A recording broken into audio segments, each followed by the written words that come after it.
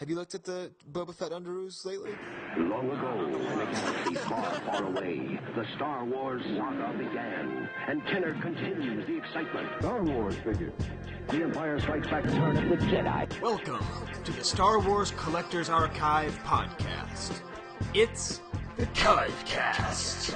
The newest news on the oldest toys, from bubble bath to belt buckles, from 12 packs to 2 packs. New boss, alien bounty hunter. From the Star Wars collection. Watch out, Black Vader! We bring the world of vintage Star Wars memorabilia alive with informative features and personal collecting stories. Offer expires December 31st, 1979. An R2-D2 with stethoscope. The Supreme Master, the Emperor. Brought to you by the Star Wars Collector's Archive. The SWCA.com. With your hosts, Skye Payne Even Chewbacca. And Stephen B. Dentley. November's Chive Cast Vintage Pod is unlike any other because the recent news of Disney buying Lucasfilm and episode 7, 8, and 9 was just too big for Steve and Skye to handle alone. So we called in the big guns and created a roundtable of vintage Star Wars star collectors from our very own Star Wars Collector's Archive. We got Gus Lopez, Georgoulias, Salvatore, and Tommy Garvey. We're all talking about the potential ramifications of the new movies on the market. We discuss what it means to become disneyfied and reminisce about the announcement of episode 1 in the mid-90s. But that's not all, folks. We keep the round table circle as we discuss the figure of the month, none other than the Fett Man himself. Are you ever curious about how the Rocket Fett got its name? About how many of them are there? About how they became worth in excess of $20,000? About how they were found in Cincinnati? All of these questions will be answered by our panel. We also have a bi-nugget and a multi-factorial unloved section. All this, plus about as much Dash Rendar, Sayo Bibble, and Dr. Alan Grant news as you could possibly take on the Chive Cast Vintage Pod Super Mega Cast Roundtable. Wampa Wampa. Welcome to the Chive Cast Vintage Pod for November 2012. That's right, Steve. It's just been a crazy month. I've got all this work to do, but we're really excited because this is the month with the whole Disney and episode 7, 8, and 9. And how are we going to celebrate that, Steve? With a true Knights of the Round Table discussion. That's right. So we got this whole plan, and we'll give a little bit more information once we kind of get to the break. Yeah. But, Steve, you know, I believe in tradition, and so we at least have to get to the movie thought, you know. Oh, yeah. Well, my first of all movie thought is, you know, Boba Fett is just blessed in this hobby. Yes, he is. Because, you know, he's always got the premium. Everyone always thinks he's the coolest. Even your very own co-host rated him the coolest figure in the history. I know. It was a shocker. And then it's his month out of all the months that had to be when episodes 7, 8, and 9 were announced. Yep, he got pushed right out of that spotlight.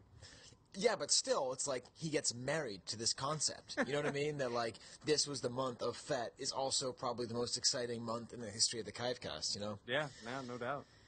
But my whole point, and this is not, you know, I thought of this before I ever heard anyone else say it, but other people have said it, Steve. But I remember thinking this very distinctly when I was about 13 years old.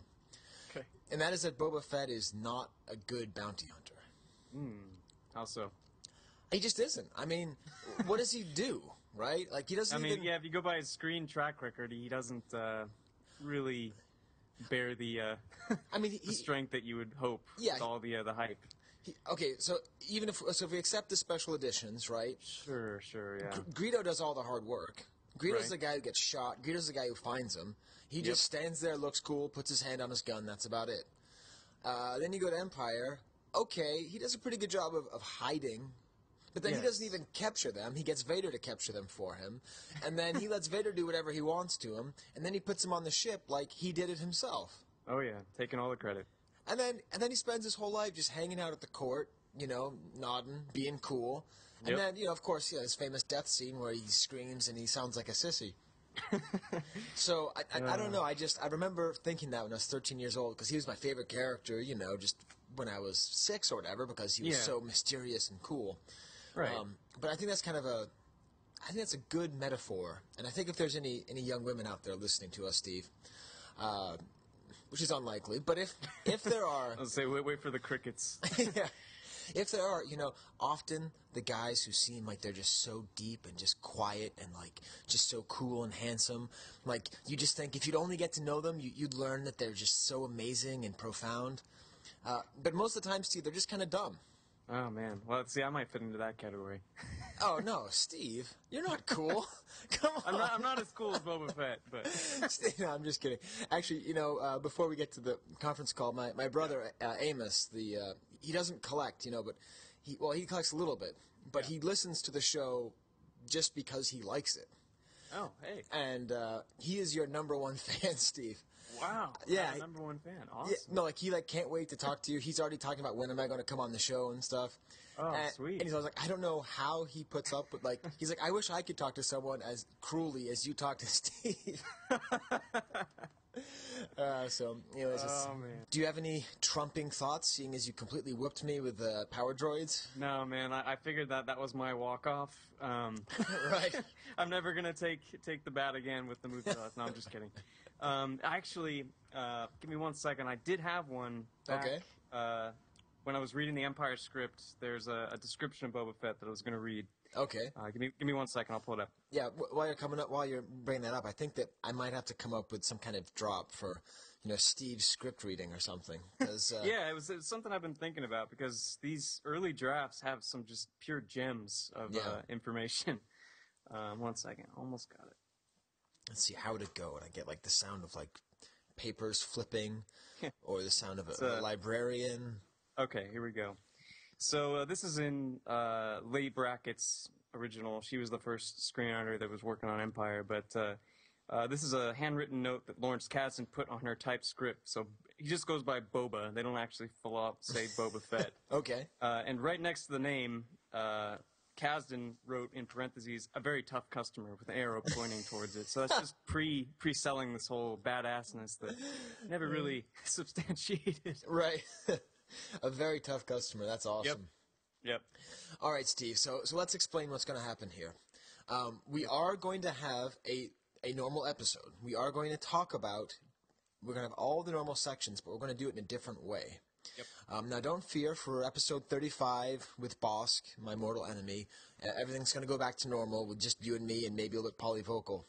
Right. But just with this news, it just seemed to me that we should get not as many people as possible, because there's lots of people I wanted to invite on, but it would just be too many people. It would have been great to have Duncan on there. It would have been great to have Brock, some other people on here. Yeah. But what I thought was, well, why not just talk to some of, the oldest, schoolest collectors that I know, and people who are really affiliated with the archive. Because the other thing is, this news about the new movies, it's just completely energized the Star Wars fandom. Oh, absolutely, yeah.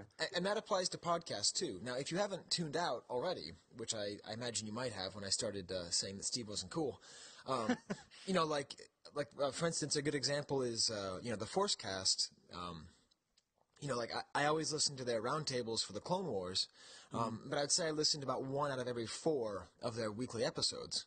Okay. I've been listening every week ever since the announcements. It's so exciting, and I remember why I liked them so much in the first place. And, same thing with This Week in Star Wars and Star Wars Action News. I'm listening to more than one podcast again, and it's it's really exciting. So I'm thinking there may be some people who are like, hey, what is the vintage reaction? So I thought it'd be great to get sort of vintage luminaries and us. Say that's a good way to describe them. Vintage luminaries and us to talk about it. Yeah. And it'll be interesting, Steve, because I've never done a full roundtable before. I was inspired by this. The Forcecast did a roundtable to their reaction. So I like to acknowledge when I copy their ideas. And I'm going to try and copy the host, because he does this cool thing where he'll ask a question and he'll say the person's name right ahead of time, and it keeps it really mellow. So you may hear me do it and it'll sound kind of inauthentic, but that's just because, I'm an amateur. But without further ado, Steve, we are going to hit the news, so to speak, and then we will have a discussion about Disney, about 7, 8, and 9, and then we're going to talk about Boba Fett, but just with this whole table of well-known collectors, Gus Lopez, Ron Salvatore, Chris Georgoulias, and Tommy Garvey. The Knights of the Vintage Collecting Roundtable. That's right. I still haven't come up with a better name. I was like, should we call it the Space Chess Table? That's not funny. I thought, like, I wish there was a name of the table in Empire, you know. Oh, yeah. Where they were sitting. But yeah, and all of that. And next month, Steve, we'll have to talk about you going to Rancho Obi-Wan. Oh, yeah. And we'll have to talk about the first meeting of the Empire State Star Wars Collectors Club. That's right. We'll have to talk about Angry Birds. Mm-hmm. But for now, let's talk about 7, 8, and 9. Watch out! It's Kenner's News. It's Kenner's News. It's Kenner's News. Here's the news. It's Kenner's news. News from Kenner.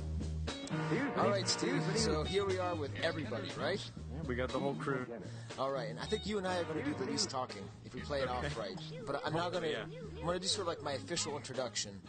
I'm going to try not to have it sound like I'm introducing a basketball game. But let's see here. So from Orlando, the keeper of the Hobby History Archive, the world's biggest Kia Mall fan, Disney and Zelda enthusiast, Tommy Garvey. Joy we all can share. How's it going, Tommy? Pretty good, Skye. How about you? Going great.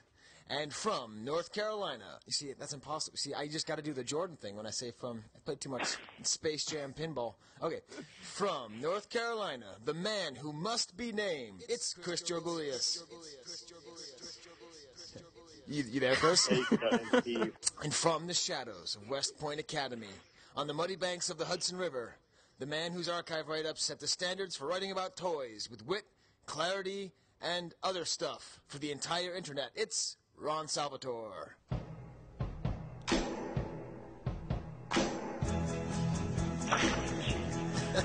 Hey, Skye.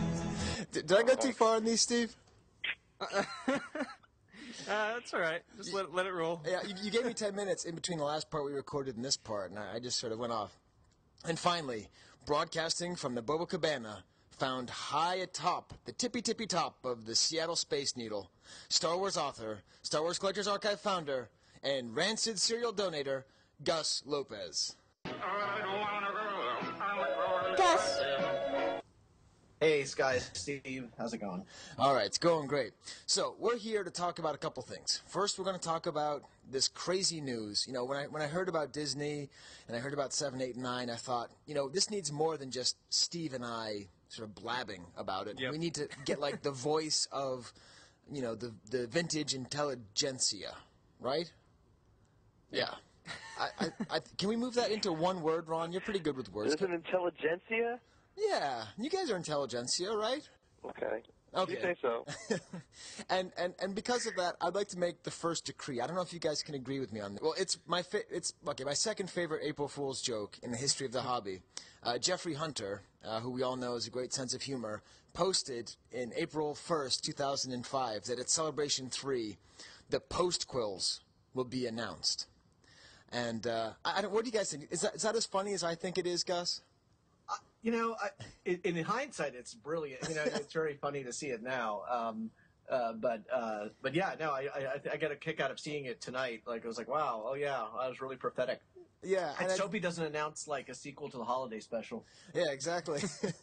I love the idea that, you know, because there were sequels, right? I mean, a sequel was like Empire and Jedi, and that, you know, so these are the post-quills. So anyways, that's at least what I'm calling them. I don't know about you, Steve. I'll stick with it for now, but I may have to change as time moves on. I don't know. It'll be hard to fight calling them the sequels. But main thing I want to get first of all is just, you know, you guys are some hardcore, long-time vintage collectors. You know, like what was your reaction? Like, Chris, what was your reaction when you first heard they were making new movies? I was pretty psyched, as you will. So, not so much like from a fanboy movie standpoint, just from like breathing new life into everything, because it seemed like, you know, Star Wars is kind of stagnating, and that was a huge shot in the arm, I think, that the hobby really needed, and just a sign of good things to come, I think. Yeah, and I mean, Gus, you're pretty like keyed into the whole Lucasfilm structure. Or at least I read your articles in Star Wars Insider every month when I'm at Barnes & Noble's hanging out with my daughter. I mean, how does this feel sort of closer to the center of Lucasfilm? Has this been just as exciting for you guys as well? Well, I don't have tons of interaction with the folks there, but it doesn't look like it's changed anything immediately as far as, I think this you got a lot of the same people. I think they're very pumped from the few I've talked to who are over there. And I think most view it very positively. So, but I only do a couple projects with them here and there. But in general, I think people are pretty psyched about the news. I think it's a good thing. And I'm thinking too about Ron, who I often think about his. He's written some of the best, most strident things against the prequels that I've written and that I've read. In particular, dude, in 2005, you wrote a review of Revenge of the Sith on the forums, and just for some reason, you wrote out the whole thing, and you're saying how it's all going great, and then you said the whole movie just went sour when you saw Sayo Bibble for the first time. Oh, really? And I don't even remember that, but I'll take your word for it. I do love Sayo Bibble. Sayo Bibble, whatever you pronounce his name. I don't. Tommy, do you have? I loved in his review on Usenet where he's like talking about Rick Oley, the pilot of the Naboo speeder, or whatever the hell it is. And right. He was comparing it to the movie Airplane as he's talking to Anakin in it. Have you ever seen the Gladiator movie, Annie? That was awesome.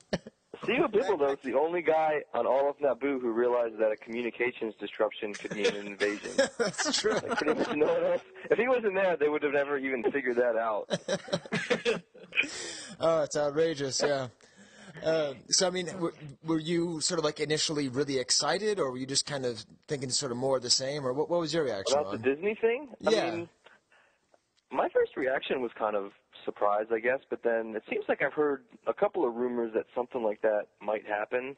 Right. I can't remember where I heard it, so it wasn't that surprising, and I guess my general reaction was just it just seems kind of funny, like that Star Wars would end up merging with Disney, and also kind of appropriate at the same time. So it's like one of those surprises that after you think about it for like 5 minutes doesn't seem that surprising anymore. Right. So that's I guess exactly it just how kind I of felt too, yeah. was like, yeah, Star Wars and Disney, like that makes total sense. So, I mean, as far as the movies go, I hope they make some good ones. That's always fun to see new good movies. I wasn't super happy about the prequels. I mean, I'm not really a prequel hater. I just don't really pay that much attention to them these days. But if they make new ones, I'm sure I'll go see them. So I hope they're good. That, and I wonder too, and this is something that I saw Chris was writing a little bit about on the forums, and I think he was the first person to really bring this home, but I mean, how do we think this will really impact us as vintage collectors? Like, Chris, what were you saying? Maybe kind of recap what you were saying about that as far as its effect on the vintage market, so to speak. I guess from my viewpoint, I was looking at it, it's one thing that's good about Star Wars is it continually appeals to new generations of people, so it always keeps it in the spotlight. Whereas, you look at some old toy lines, if you go like the old 60s G.I. Joes or Micronauts or something where there was like a snapshot in time where people played with things, and those people, and that never transferred to a new generation of people. So now with Star Wars continuing to go, I think that people, as far as vintage things go, I think people always, even as new people into the hobby, they don't have to have a nostalgic attachment, I think, to collect things.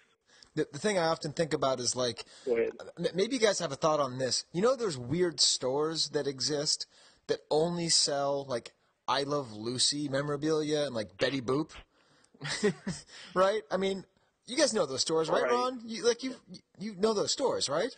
Yeah. And like, who's buying that they stuff? call them Disney stores, and they all went out of business. Yeah, exactly.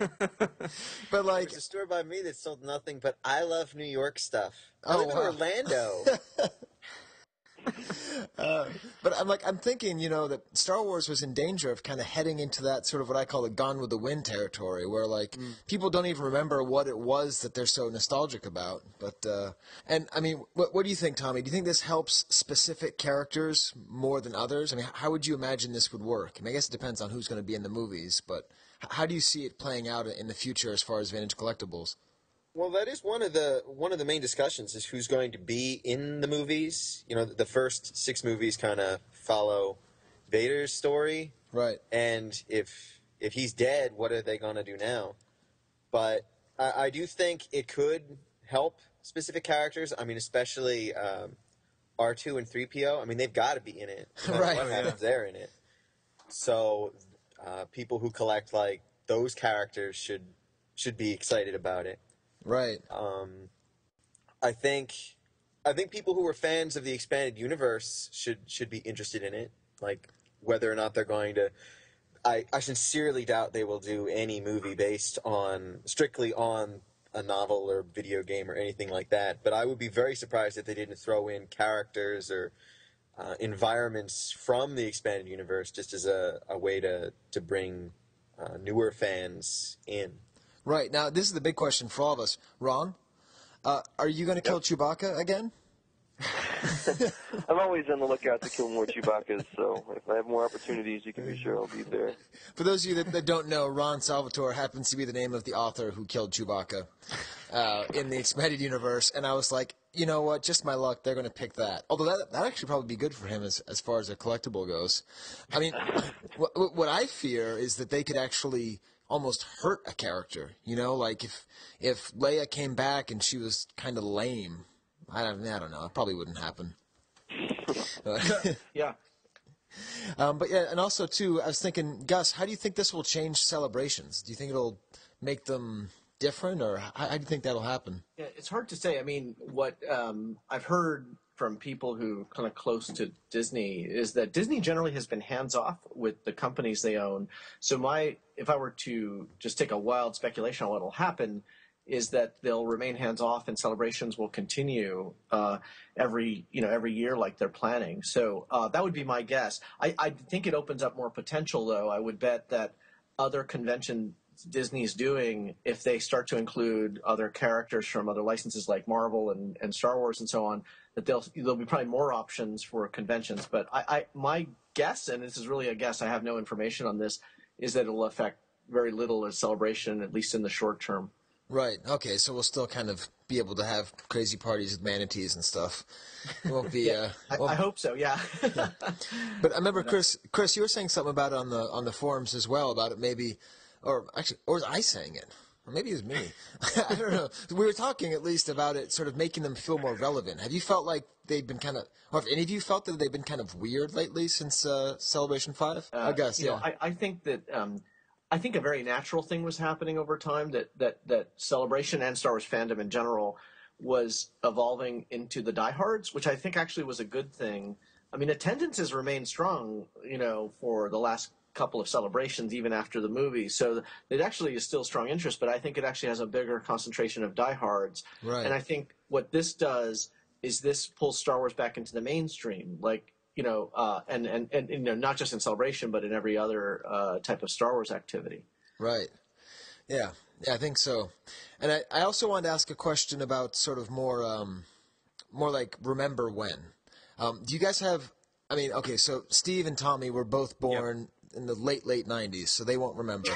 But the prequels were announced. At least my memory. I'll go with my memory first. Was watching Entertainment Tonight in probably 1993 or 1994, and them announcing that George Lucas is going to start writing the prequels. And I was so excited that I stayed up and I recorded it on a VHS tape in between Simpsons episodes. And I tried to find it. Maybe, Tommy, you could help me. I tried to find it on the web, but you look up E.T. Episode 1, and it's all pictures of E.T. in Episode 1. You just can't find it. So I'm wondering, Ron, Chris, and Gus, do you have any, fun... Where were you when you heard about the prequels? My memory of it was more about... I would have placed it more about 95 when about those VHS editions came out. That's when I thought they started really talking about the prequels. But anyway, whenever it first came out, my first thought was like, yeah, right, I'll believe it when I see it. And I didn't really realize it was for real until I started seeing casting stuff. Remember, that was the early days of Ain't It Cool News and Harry Knowles when he was making a big impact. And he had, Ewan McGregor info and all that stuff, who was cast in the prequel. And that all of a sudden made it seem like it was actually going to happen. And I'm pretty sure that was around 97 or so, probably around the special editions. Right. And I don't know, I mean, it was pretty interesting that they were going to be releasing new movies. I was never that, like, I'm going to wait online for 2 months beforehand, but it was always something you were looking forward to see what they were going to do with all the new technology. And, you know, Lucas had come out and said it was all going to be super digital, like a lot of it was going to be animated, and there was going to be a whole new kind of filmmaking. And so there was that kind of excitement about it. But collecting-wise, I mean, at that point in time, I would say the vintage hobby was, like, exploding right around 94 to 97. Okay. With all those people coming into the 20s and 30s. Like, that was even outside of the prequels. It was just, like, everything Star Wars seemed to be huge between the re-release of the movies and the VHSs, and, like, at shows, Star Wars was everywhere. So that seemed like a really heavy Star Wars interest time in general, even without the prequels. And the prequels were just something that was, like, on the horizon, would be coming eventually in the future. Right. So, I mean, that was my main reaction. Was I was just kind of collecting, and Star Wars seemed to be really popular, and kind of hoping the movies would be good and seeing what would happen with the casting and everything. But right. I didn't have much thought beyond that. Now, was that your experience too, Chris? Were you just sort of just so busy collecting you didn't think that much about the movies, or did you have like a same kind of feeling like, oh, this is really going to help, or what were you thinking? I mean, at the time, I wasn't really thinking about it helping or hurting. I guess it didn't have any effect on collecting really. Right. And because I've never sort of been collecting because of movies, but I just remember, like, I don't know if it was as late as Ron was saying. It seemed like I was thinking more of the early '90s. You know, when the non-novels were coming out, there was murmurings that more Star Wars was on the horizon. It seemed like I read something in Parade magazine or something way back when, and I remember, you know, at the time everybody's on the Usenet. You know, a lot of the discussions were going on. Lots. And at that time, it was so early, you know, we were blending the collecting speak, the movie speak, and everything was sort of all going on in the same place. And then it started to faction off after that, you know, where people were just interested in talking about films, and other people were talking about collecting. Right. And split up as more and more that got bigger. So it seemed, at the time, you know, it was just like that things were happening. Like Ron was really exploding. Toy shows were great. The men behind the masks started taking off. I think that was a really big deal at the time. They were doing those shows around the country, and I think that was I think it was one of the first times I think I met Ron the first time, and Ron and about a dozen other people for the very first time face to face was Men Behind the Masks in Cincinnati in late '97. Right. And that was just a good reason to keep things going, you know, and to boost and sort of like mini conventions, and then, you know, a couple of years later you had Celebration, and then that took off. Right. So it's almost like the energy, because I mean, what you were describing, the similar, like how movie talk and toy talk were blending together. I mean, you look at the threads about the new movies, and it's the first time I've seen that since, you know, 2005. I mean, people are just, you know, ranting about. I mean, I don't know. I mean, that thread's gotten pretty crazy, but, you know, it's toy talk and it's movie talk all at the same time. But what was your memory, Gus, of hearing it for the first? Well, first of all, where do you vote? Was it 93, 95, 94? The internet is actually not that clear. They say, like, yeah. I think that my recollection similar to Chris's that I think they had trickles of hints all along the way. I don't remember any specific moment when they, the fan. There was the Star Wars Insider, and it was, you know, kind of called the Lucasfilm Fan Club. Before that, they were already dropping hints in the early '90s. I think people saw the novels and the Dark Horse comics, Dark Empire, and I remember like circa '93, '94. You would talk to collectors then who said, I'm going to, you know, stockpile, especially in 95 when Power of the Force 2 came out. Right. People were already talking prequels by then, and that they were stockpiling things, thinking that it would be, a windfall once the prequels hit, because Star Wars would be back in the mainstream. And so, yeah, I remember it earlier. For me, the big moment was really when the trailer hit. Right. Because, like, I remember vividly, like, I was at work downtown Seattle, and there were certain movie showings that were showing the trailer at the beginning and the end of the movie. So we, like, left the office, went few blocks to this movie theater, bought tickets just to see the trailer, and then went back to work, came back in 2 hours to see the tweet. I forgot what movie it was, but it was some horrible movie. Meet Joe Black, was that what it was? Meet Joe Black. That's right. I remember that. And we went to see it 2 times, and we're like, wow, that's an awesome trailer. I can't wait to see that movie. But yeah, I mean, I remember the trailer hitting was this big buzz. Now, how about this for trivia? Now, okay, that was the trailer before Meet Joe Black, but do you remember that Fox had 3 trailers that they played before every showing of episode 1? It was this kind of like triple trailer in one. Do you remember the 3 movies? I think I know 2 out of the 3 of them. Anna and the King, Fight Club.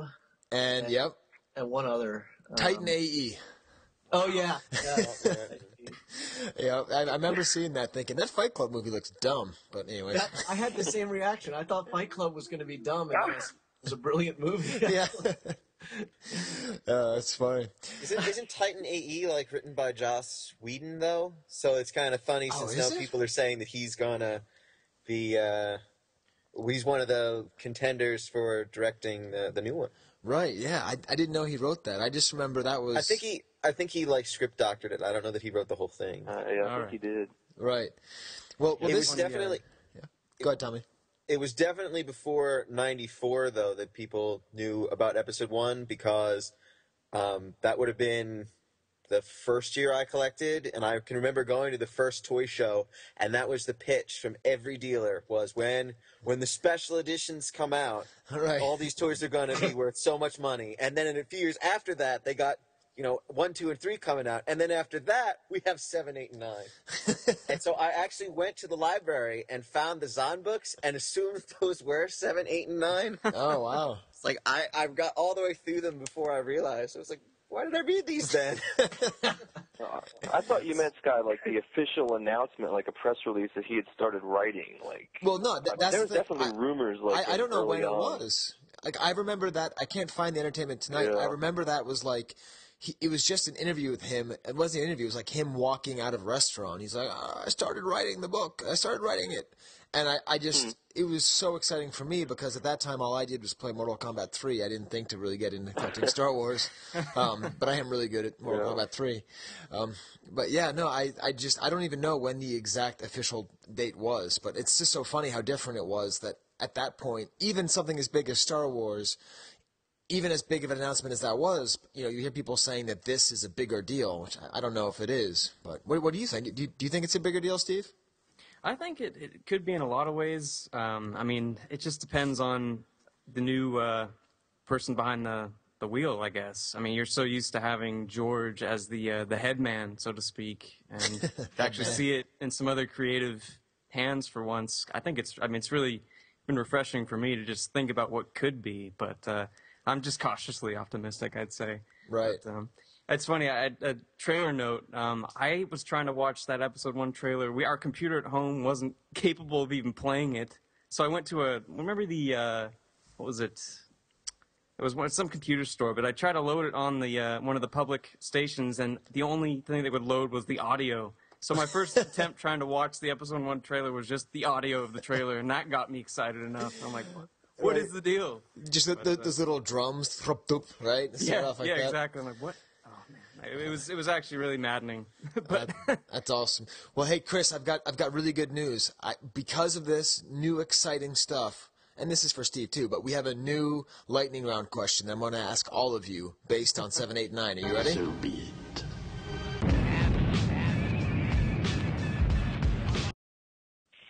Uh-oh. Okay. So this is for all of you, so you can think, but Chris has to answer. Chris, you have to answer first. What secondary or tertiary character do you most want to see in the postquels? Okay, I'll answer first. My answer is Lumpy. I would love it if Lumpy was brought in. I see no reason they should not go to Chewbacca's. Chewbacca doesn't have to be Peter Mayhew. They get some other tall dude. He's a tall character. He's like R2-D2 or C-3PO. You can just put him in, have it all be about the family. So that's my vote. Lumpy all the way. Chris, who do you want to see as far as secondary, tertiary characters? I think they need to bring back the Dianoga. All right. Maybe write something around him. All right, maybe like he could join the Luke's Jedi Academy. All right, how about you, Gus? Yeah, I don't. I think it would be elegant if they tied this trilogy to both of the previous trilogies, so that they bring back surprise characters from the first trilogy that might have lived that you didn't, like Mace Windu or something like that.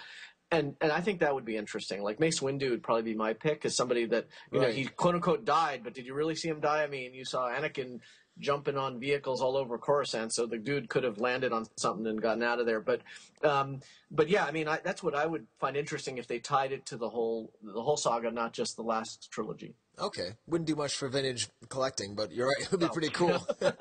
Well, they'll do enough to tie it to the original trilogy.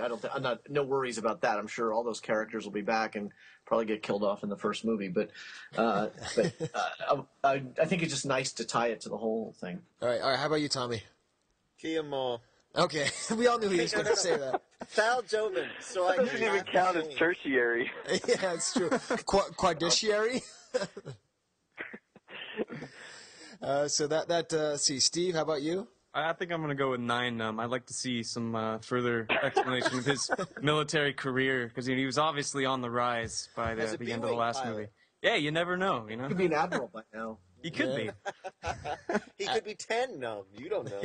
Right. No, I think 10 Num exists, though, in Hasbro world, right? Doesn't he, Gus? Which one? Maybe. I don't know. I acknowledge no world outside of vintage Kenner. Okay.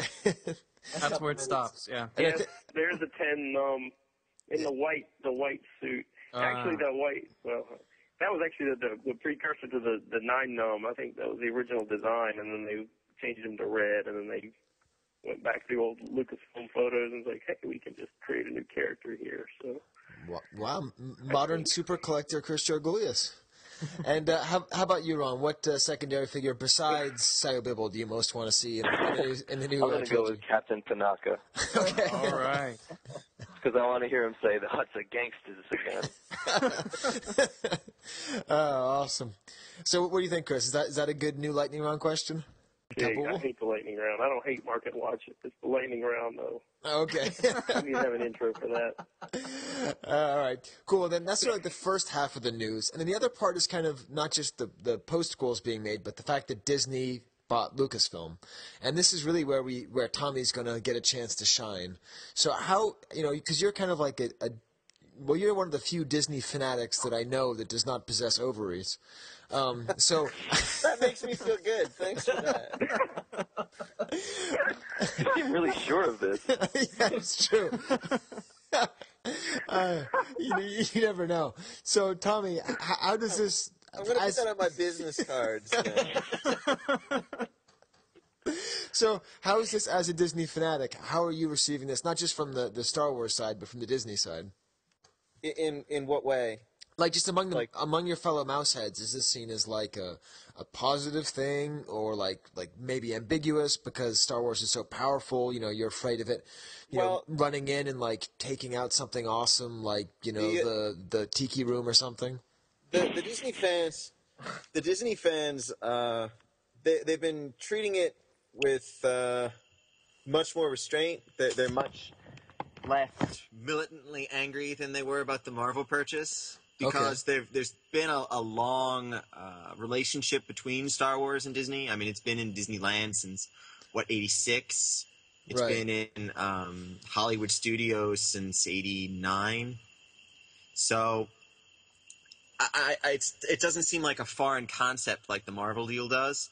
Right. So they don't really have a problem with Star Wars coming into the parks or Disney controlling Star Wars. So there isn't a whole lot of problem there. A lot of people see it as something that Disney can invest their money in order to stop Universal's Harry Potter land, which is currently, very popular. Right. Some critics point out that it's just Disney, another example of Disney going outside of itself rather than creating from within, like Walt used to do. Like, we shouldn't be buying multi-billion-dollar companies. We should be creating our own multi-billion-dollar companies. Huh. Yeah, that's true, but, you're not going to do better than Star Wars, even if you do. No. Huh. So it seems like, Yeah, I don't know. I mean, have you kind of found it maybe weird? I don't know, maybe Steve or anybody. Yeah, Steve. Yeah. The amount of like exuberance from the Star Wars. Do you think maybe there's a little bit of danger of us kind of going too far with our happiness? It's based on the last go around. I think there's some trepidation that should come along with it, but at the same time, I mean, I think as they've shown with the Marvel stuff, they seem to be treating these extra properties with a different degree of care, and same with like Pixar and stuff like that. They get the right kind of creative people involved with it, and you feel better about it. Right. It's more of a multi-pronged attack, I guess. Right. The thing that I'm concerned about is what happens once Iger leaves. Like all the purchases, the Marvel purchase, the Pixar purchase, and Lucasfilm are all under Iger, but he's out in like 18 months. Huh. So I don't know what the next administration is going to do, because Eisner would not be having a hands-off policy with these companies. Yeah. So I haven't seen the contracts, but I would hope that they put something in there in writing that they have some sort of self-management. So Iger's the CEO of Disney, just to be clear, right? Yes, I'm sorry. Yeah, we're not all like, studio insiders like you and Steve. I always thought it was pronounced Igor. That's just me. Without ovaries. Yeah, exactly. Without ovaries.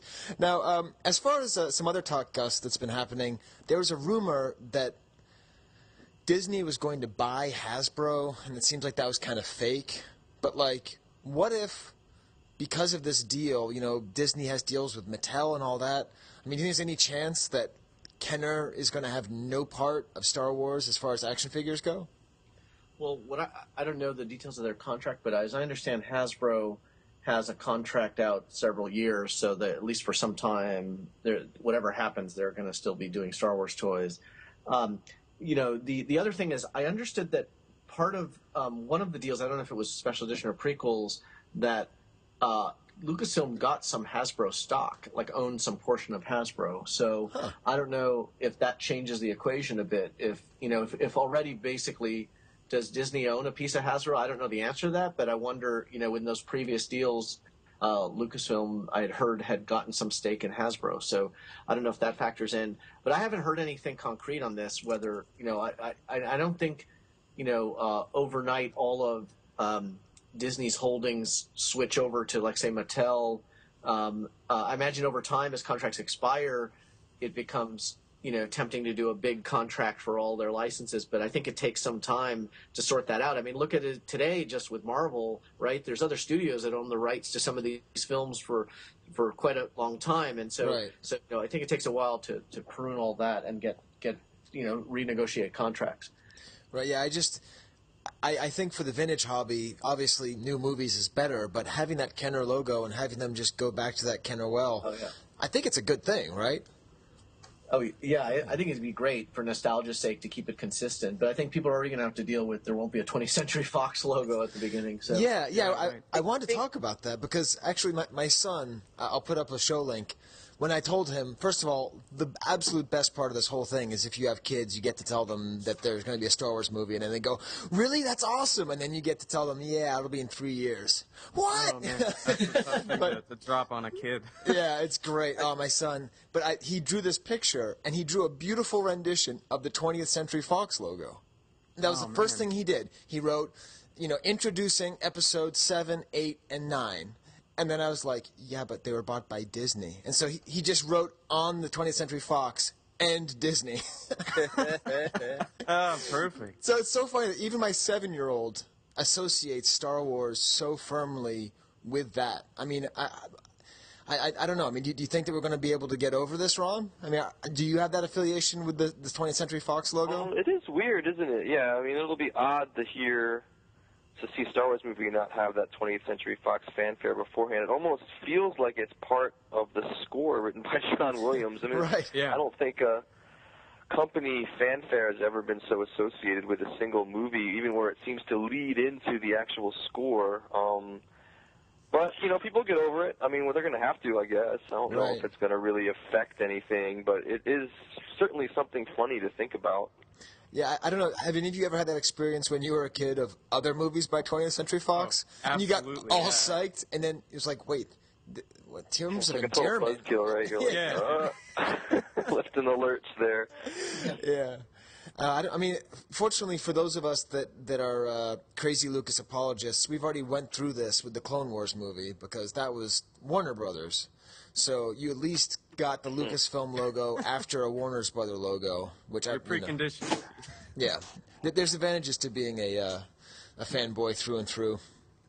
'Cause that's the other question, right? There's thoughts that they may be making movies that are not in the trilogy. They would be outside movies. Yeah. Which I think... I'm kind of wondering if they'll use the live-action TV show that they were been planning for years as some sort of plot for one of those type of movies. You know, not 7, 8, and 9, but just set in the Star Wars universe. Right.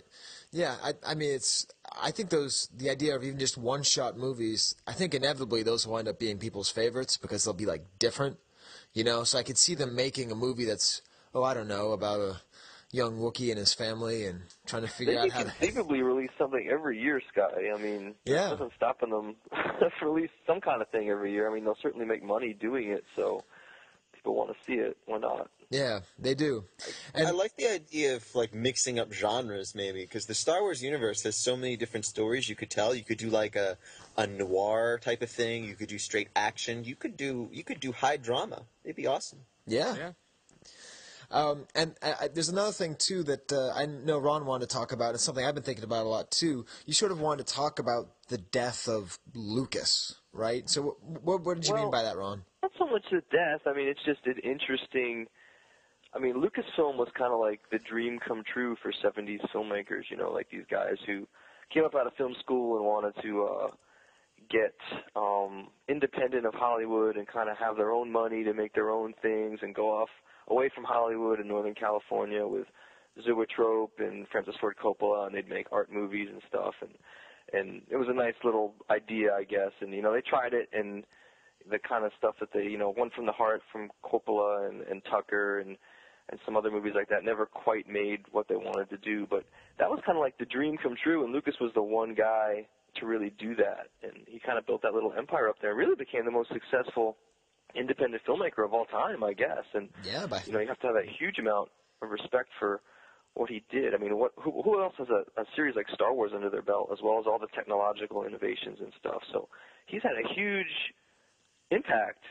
But then you also kind of wonder about the young man George Lucas and what he originally wanted to do, and think like, I wonder if there's ever a regret, like how he became kind of stuck with Star Wars. Like, did he always want to just make Star Wars movies? Did he ever want to get away? Certainly, throughout his career, he kept saying he wanted to get away and do other stuff, and it never quite worked out. So it's kind of like this Faustian thing almost of this guy trying to make his way in filmmaking and gets more successful than he could ever imagine, and then kind of just does Star Wars, you know, which certainly isn't a bad thing. I mean, it's quite a success, but it's kind of interesting to see Lucasfilm now all of a sudden bought up by Disney and kind of realize, wow, that whole 70s thing kind of ended up in a place that no one ever kind of thought it would go there. It's just kind of, I guess, a lesson in your life really doesn't always end up like how you think it will, you know. And even if you're a huge success, it's like you maybe find yourself standing somewhere where you didn't think you would. Right. That's kind of the interesting thing to me. I mean, certainly not in a bad way. I mean, I think anyone would have a hard time really criticizing Lucas for what he ended up doing. Right. It's just kind of an interesting thing to think about.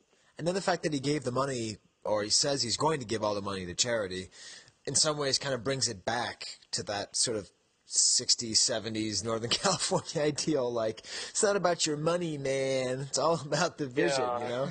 It's just really weird. Like, like these kind of like hippie sort of guys, and then it ends up this Star Wars, which kind of ends up being this big commercial thing, you know? And then it's Disney. Right. Ends up in Disney. It's like, whoa, how did that happen? It's just really funny to kind of think about where things lead you over time. Yeah, it's funny because it was at Celebration 3, I think. I was watching someone talk about the original Star Wars fonts, you know, and Lucas specifically told him, make the S as fascist as possible. Like, his goal in making Star Wars logo was to make a fascist logo. And then it became a story of rebellion, and then it became, like, his symbol. And so, you know, it was almost like someone, like, designed a swastika and was like, yeah, okay. And then that's just sort of wound up on everyone's shoes and curtains and stuff. And, I don't know. I think it's kind of stupid when people really try to lay all this blame on Lucas for doing what he did, making a lot of money and kind of inventing the blockbuster and all that stuff. It's kind of a dopey way to look at, I think, movie history. But, right. I mean, it is kind of funny when you see him when he's a young guy and he's talking about making these art movies all shaggy and stuff, and then he ends up as like this big mogul in charge of Star Wars, which is this big toy and merchandising empire, and then it ends up being bought by Disney. It's like just kind of like leaves you scratching your head, like, wow, how did that happen? And I wonder if Lucas kind of wonders that himself. You think he probably does. He probably doesn't care at this point. He's a huge success, so why would he sit there and worry about it? But it is kind of a funny story. Yeah, I remember. I think some interview, right, Gus, where he called himself Darth Vader. Do you remember reading that? Yeah, I've read a couple things where he made some analogies to the characters. But yeah, it's interesting that arc. He's kind of was the independent filmmaker and just became this, despite hating Hollywood and the studio system. He just created a new one, but right. I mean, it was, it was under the one thing I'll give him. A lot of things I give him, but the one thing that's unique about him is that it was under artistic control, right? The other studios are all much more corporate driven in decision making, whereas he would just do things for passion from the way they designed the Lucas buildings to movies he decided to do. I mean, some of it I'm sure was driven by business, but he always prided himself as not really being a businessman, and so that is one difference. I think the selling to Disney will change, but that could be a good thing. I think having really good business oversight and all that could make Star Wars even better. Right, because eventually you do want to sort of give the fans what they want a little bit more than he has. I mean, I'm the world's biggest. Yeah. Oh, sorry, I did notice, Guy, that he did do the Red Tails movie, which was something he was talking about doing for years as like a personal project, before he got out, which is kind of an interesting thing. And I'd be curious to wonder what his whole thoughts on that is. He seemed kind of bitter about it, that he kind of blamed kind of some racial things about its non-success, I guess. But he kind of finally got that off the ground, and it didn't do that well, and then he was out. So it is kind of like there is kind of the thing where you wonder, like, he seemed to always wanted to do something else, whether it was his art films he was talking about or his black African American World War II pilot movie, which he finally did eventually. But it was always seemed like he wanted to do more, and then it just didn't happen, Yeah. And it was always just ended up being Star Wars, which is certainly not a bad thing, because who would not want to be associated with Star Wars? But you do wonder, like, underneath, if there wasn't something else he was hoping to accomplish there. But I guess now he's retired, so who knows? Yeah. Well, that happens with writers sometimes. I think Arthur Conan Doyle hated Sherlock Holmes. He wanted to kill him off. But people kept clamoring for more. No, Sherlock Holmes has to come back. But he hated his guts. He did kill him. Rickenbacker Falls, right? Yeah. Yeah, no, and now Lucas, that's maybe the other great thing is Lucas could have almost killed Star Wars. Like, I honestly thought he was going to end it where he was going to sign his will and he was going to create an ironclad thing where no one could ever make a Star Wars movie, even if it was his kids, and then that would be it. And it'd be like, lawyers paid in perpetuity, and then that would be it. I think Gus and I actually talked about this when we were out at Steve Sansweet's last year. I remember someone saying, Gus mentioning, oh, yeah, there's definitely going to be more movies because there's going to be so much money once he's gone. His kids are going to make them, and that's a good point. I mean, obviously someone's going to make Star Wars movies, and there's too much money on the table. Well, I really like Bond. Bond with the whole legacy of that just seems to be never-ending, and, that's... I remember one time around. I think it was when Episode 3 came out. I was met a Lucasfilm guy I was talking to, and I was just doing the math in my head and going, it's impossible to me, like a business impossibility, that they wouldn't make more movies. And he was, and he had this guy I didn't know very well, but he had drank the Kool-Aid and said, no, Lucas is done. Episode 3 is it. He really is. There's other things fans can do, but it won't be movies. I go, no, I just don't believe that. I believe he believes that now. I just believe you have billions of dollars in potential money to pay off merchandising and films. It becomes impossible to turn that down. Right. Yeah. Now, $1 billion is $1 billion. Yeah. Do any of you have any memories as being a kid and knowing what Episode 7 is going to be about? I'll start while you can think about it. I was told at Burbank Elementary School, right next to the Jungle Gym, I can tell you exactly where I was, that Episode 7 was all about Han Solo being trained how to be a Jedi. And I was so psyched, and I was as certain as anything that movie was coming out. 1985. Do any of you have any memories of kind of like school ground certainties like that? Well, yeah, I mean, as a school kid, I was the only one that really knew what Star Wars was until the special editions came out, so I was kind of stuck in the no man's land as far as new movies. I thought that was it. Right, yeah, because they were all like, High School Musical, woo, right? Not quite. It was more of the Power Rangers, you know. Right. That was cool. Well, then, I think, Gus mentioned... Disney owned the Power Rangers, too, until a few years ago. They sold them back to the original creators. Huh. But they owned the Power Rangers for years and years and years. They just didn't do anything with them. Right. Huh. So, go ahead. I remember in '77 telling friends when Star Wars came out, and at the time we thought it was going to be 12 films, I said to my friends, wouldn't it be funny if you go through all these movies and in the 12th one you find out Darth Vader was really Luke's father? And when we went to all see Empire, they were all like, how the hell did you know? I said, I don't know. I was just... That's awesome. Well, a little bit earlier, Gus, you were talking about creative control, and I think the big talk now, if you listen to the other Star Wars podcasts, everyone's talking about directors and who's going to direct it. They have the writer. It's going to be the... I didn't like Toy Story 3 or Little Miss Sunshine, so I'm a little bit bummed about that. But that's you didn't like Toy Story 3? How could you not like Toy Story? Dude, I'm hanging up on you. It was lame. Maudlin. Yeah, that's too much. Like, all right, I get it. They're going to die. Jesus Christ. You know what I mean?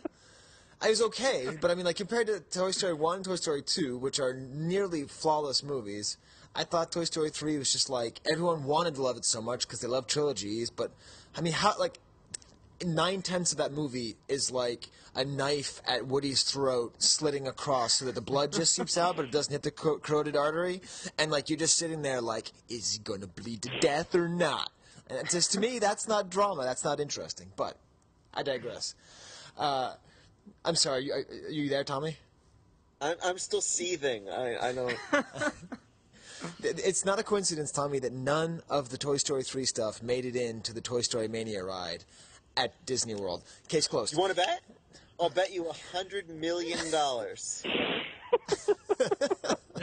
Have you gone? He has almost enough money to buy Lucasfilm. Yeah. All right. You really want to argue with me about Disney rides? I can tell you the exact games that the Toy Story elements are in on the Toy Story Mania ride. Yeah, no, I'm pretty sure I'm right, Tommy. I'm just going to leave it at that. You want me to send you video? No, I'm just... I'll bet you a Chewbacca focus. Tommy, we're going to agree to disagree, okay? I'm probably right. I accept... I'll look it up right now. I totally believe that that's what you believe, Tommy, but I'm pretty much the Disney expert, so no. Anyways, Toy Story 3 is an okay movie. It's just not a good movie.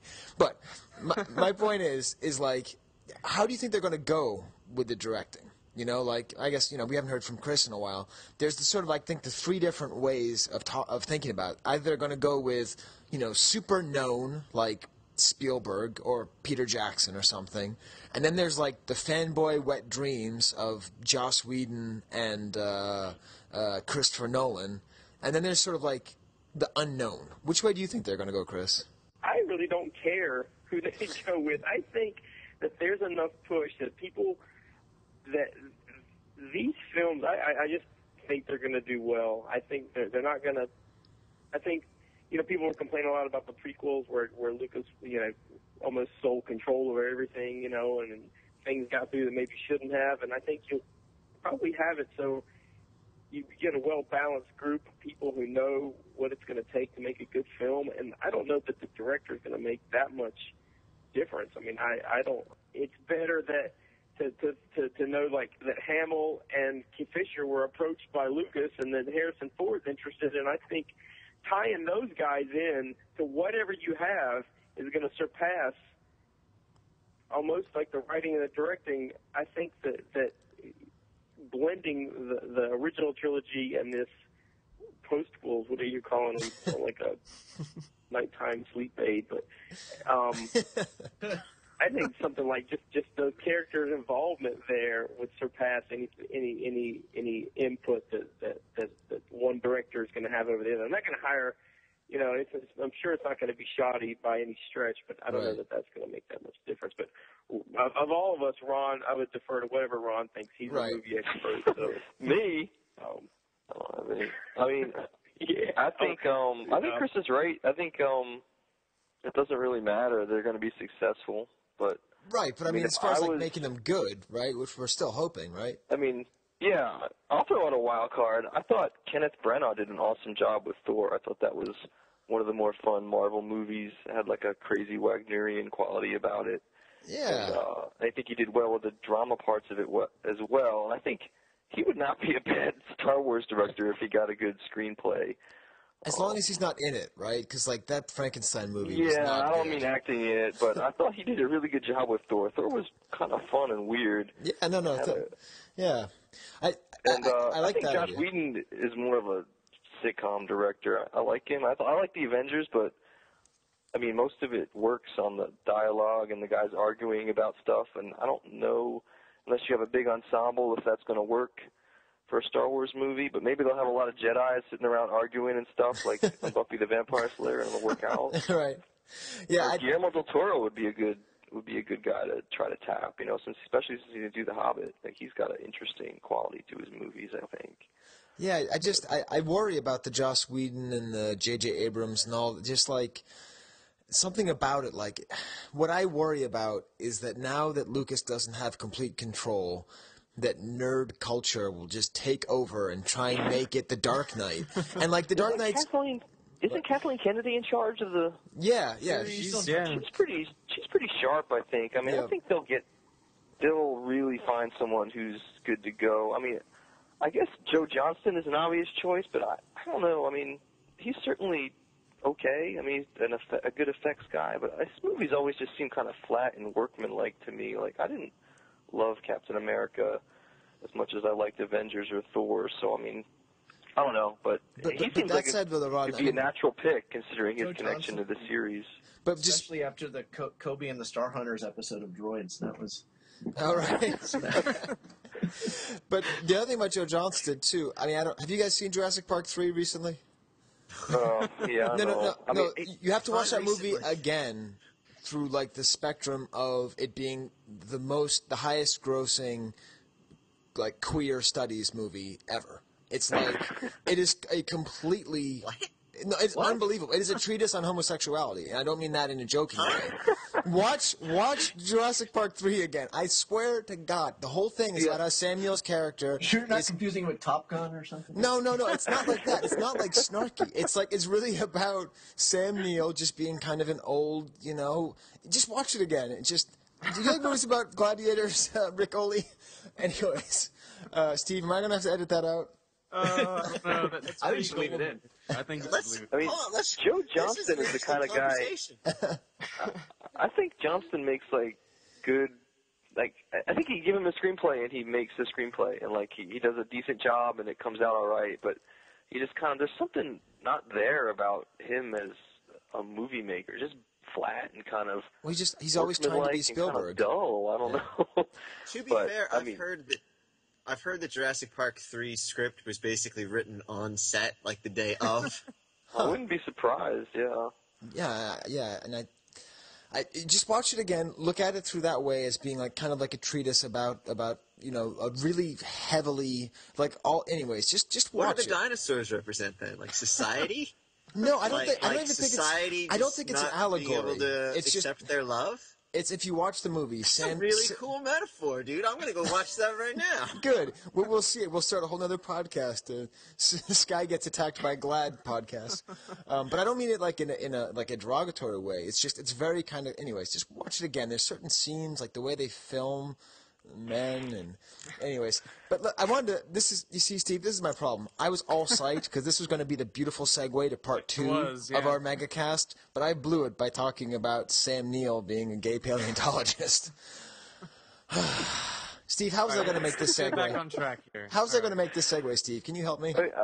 I think it's possible, though, if they do go the scattershot route with Star Wars and they just start making like a movie every year, like whether it's part of the big series or just like a one-off thing, like that would be an interesting forum for young filmmakers, or to try out different filmmakers in different roles, to give them a Star Wars movie and see where it goes. I mean, that would be quite an interesting platform for, I think, fantasy and action directors to go with. Because, I mean, almost anything Star Wars is going to make money, so they might as well just keep cranking them out. you know? Right. As long as they don't dilute everything too much. But I think they can go with a number of different avenues with that. I think you're right, and let's not forget that the benchmark here isn't George Lucas. The benchmark is Richard Marquand and Irvin Kershner. Now, RoboCop 2 is a fine movie, but, like, those aren't exactly titans of world cinema, even though those two I love movies... Irvin Kershner. Yeah, but he's not a titan of world cinema, right? Or do you think he is? Well, maybe not a titan. But... Okay, Steve, well, you were supposed to save me. How am I going to make the segue? Because the whole idea was, here we have the vintage intelligentsia, and I thought, why not have our usual features with these guys on the line, super polyvocal. How could we possibly talk about Boba Fett segueing out of Joe Johnston? Well, he was the one of the designers for that look, so... I mean, so is that true? Yeah, true, that's Chris? all we had to say. Did he design Boba Fett? Yeah, I mean he did. Yeah, right. He did, like, those early sketches are all Johnston sketches, and there's one way you can segue. There's that Kenner sketch that's on the archive of the 12-inch figure that was based on the Joe Johnston sketch, but the Kenner was starting to design the Joe Johnston white suited Boba Fett initially. Right. You see, there was the segue right there, Steve. There it is. We got it. It works out well. So I think that's what we're going to do. We're going to sort of rely on all of your expertise here and just try to, like, go through and talk about Boba Fett. Steve and I were joking that Boba Fett always gets the coolest everything, and here it is, his month, and he gets the announcement of 7, 8, and 9. It's unreal. But I was thinking, why not do, like, a vintage vocab, Steve? So should I put in the drop right now for that? We ain't let them folks change our vocabulary. Change our vocabulary. Sapporo, prostate, MIB, MOJ, CMYKUC. It's vintage. All right, Steve, we're back. Vintage vocab. So why not go to the Rocket Fett, right? I mean, we got the big hitters here. We're not going to talk about, painted, pale, palatoy knee, I don't even know what that means, Steve. Do you know what that means? No. Okay. It means something, and we just alienated all of our European listeners. I'm sorry. At least we'll be talking about cricket again soon. But I'm trying to think, first of all, the absolute easiest question in the world, and I'm going to address this to Tommy, the history of the keeper of the hobby holocron, the nerdiest thing that's been said on an already nerdy show. What is a Rocket Fett, Tommy? I don't know, Skye. That's why I listen to your show. What is a Rocket Fett?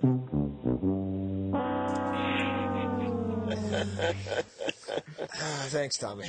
I want to say the first person I ever heard use that term, I think, was probably Gus. I used it a lot, but I don't think I was the first.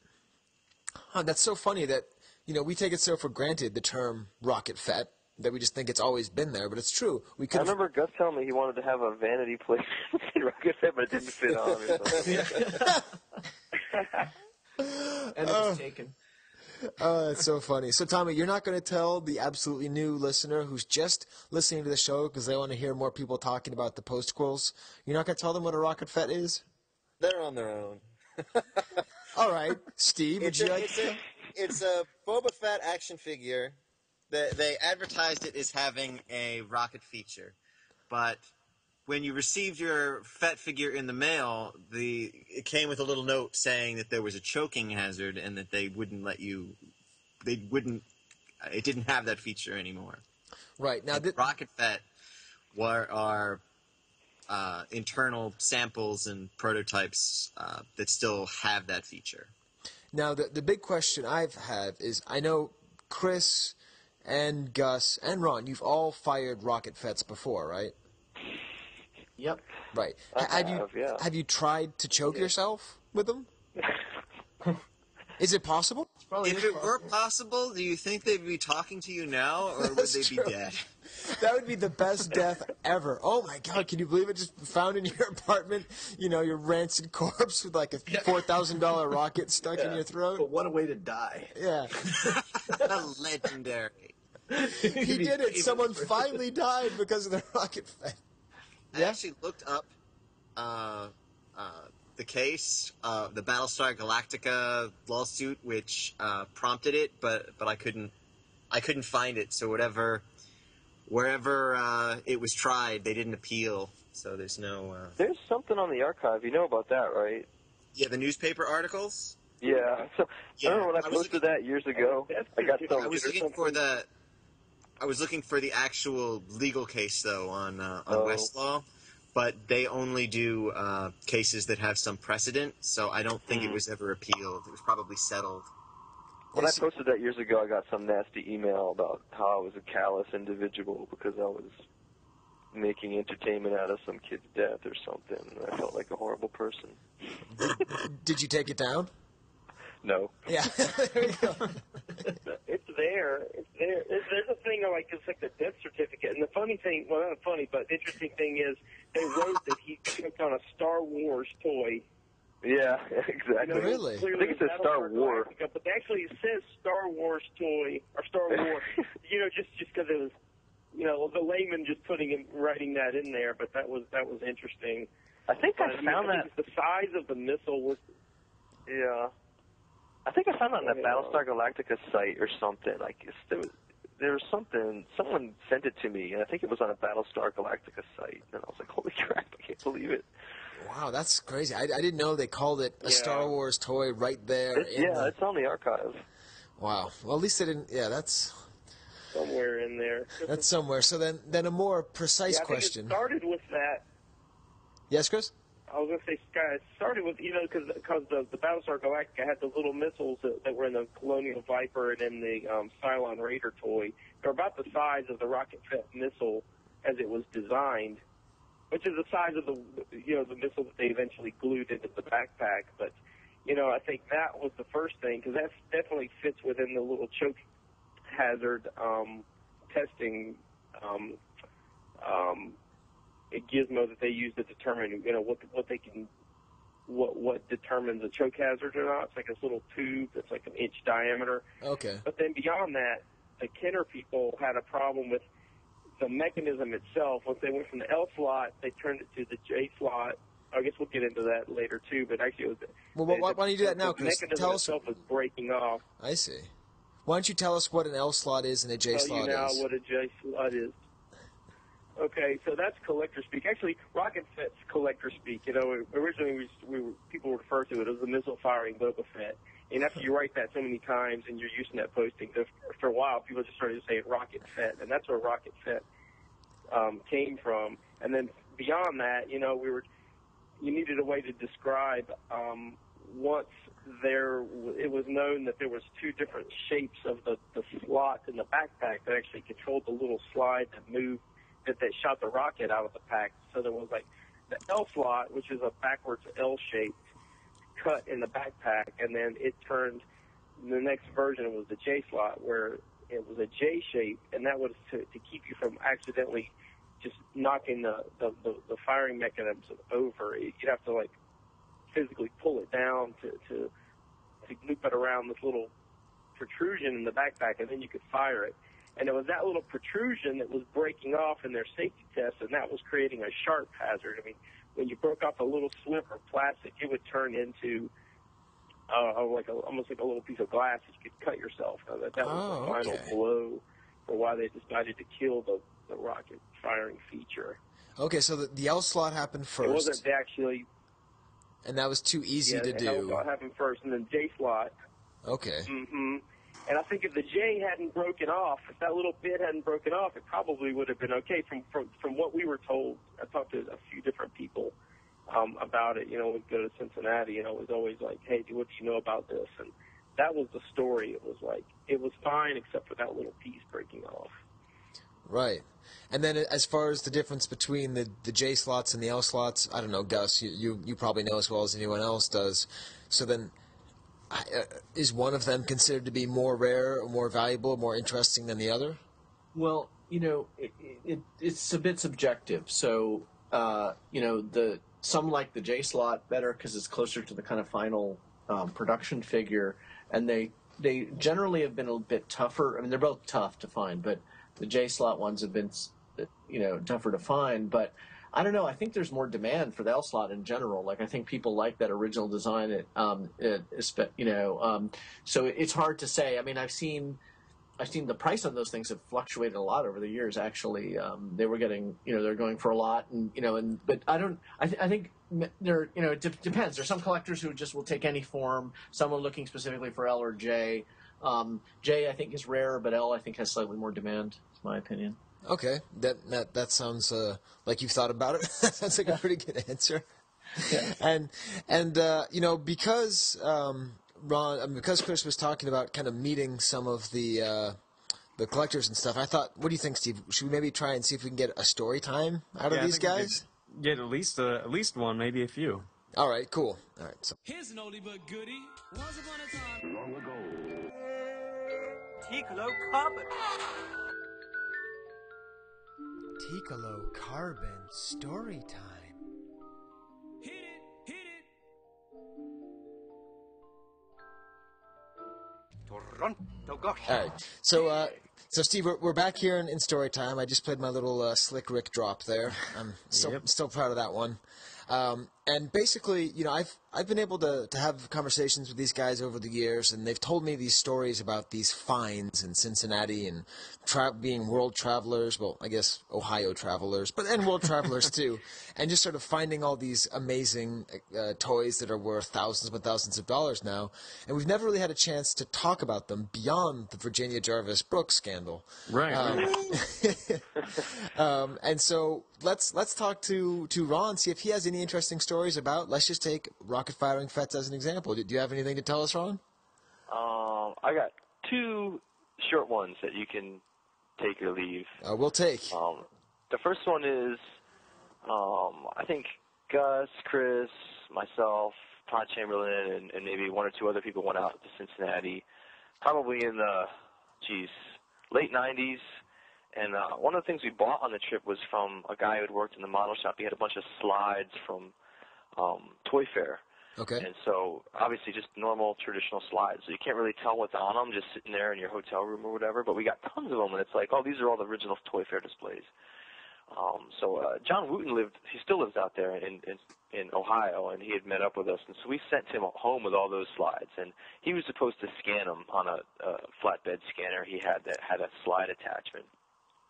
And so back in those days, I mean, I was talking to John quite a bit, and I wasn't working or anything. So, I mean, we would be late at night, and like 3 in the morning, we'd be chatting on AOL Instant Messenger. And he's like scanning the slides and sending them to me as he scans them so I can see them. And one of them is of the carded figure rack. And there's clearly a Boba Fett. It's like 1979 Toy Fair, And it's like, I'm like, John, look at that. I mean, it looks like the card looks different, It's like, it doesn't look like the regular 21-back Boba Fett.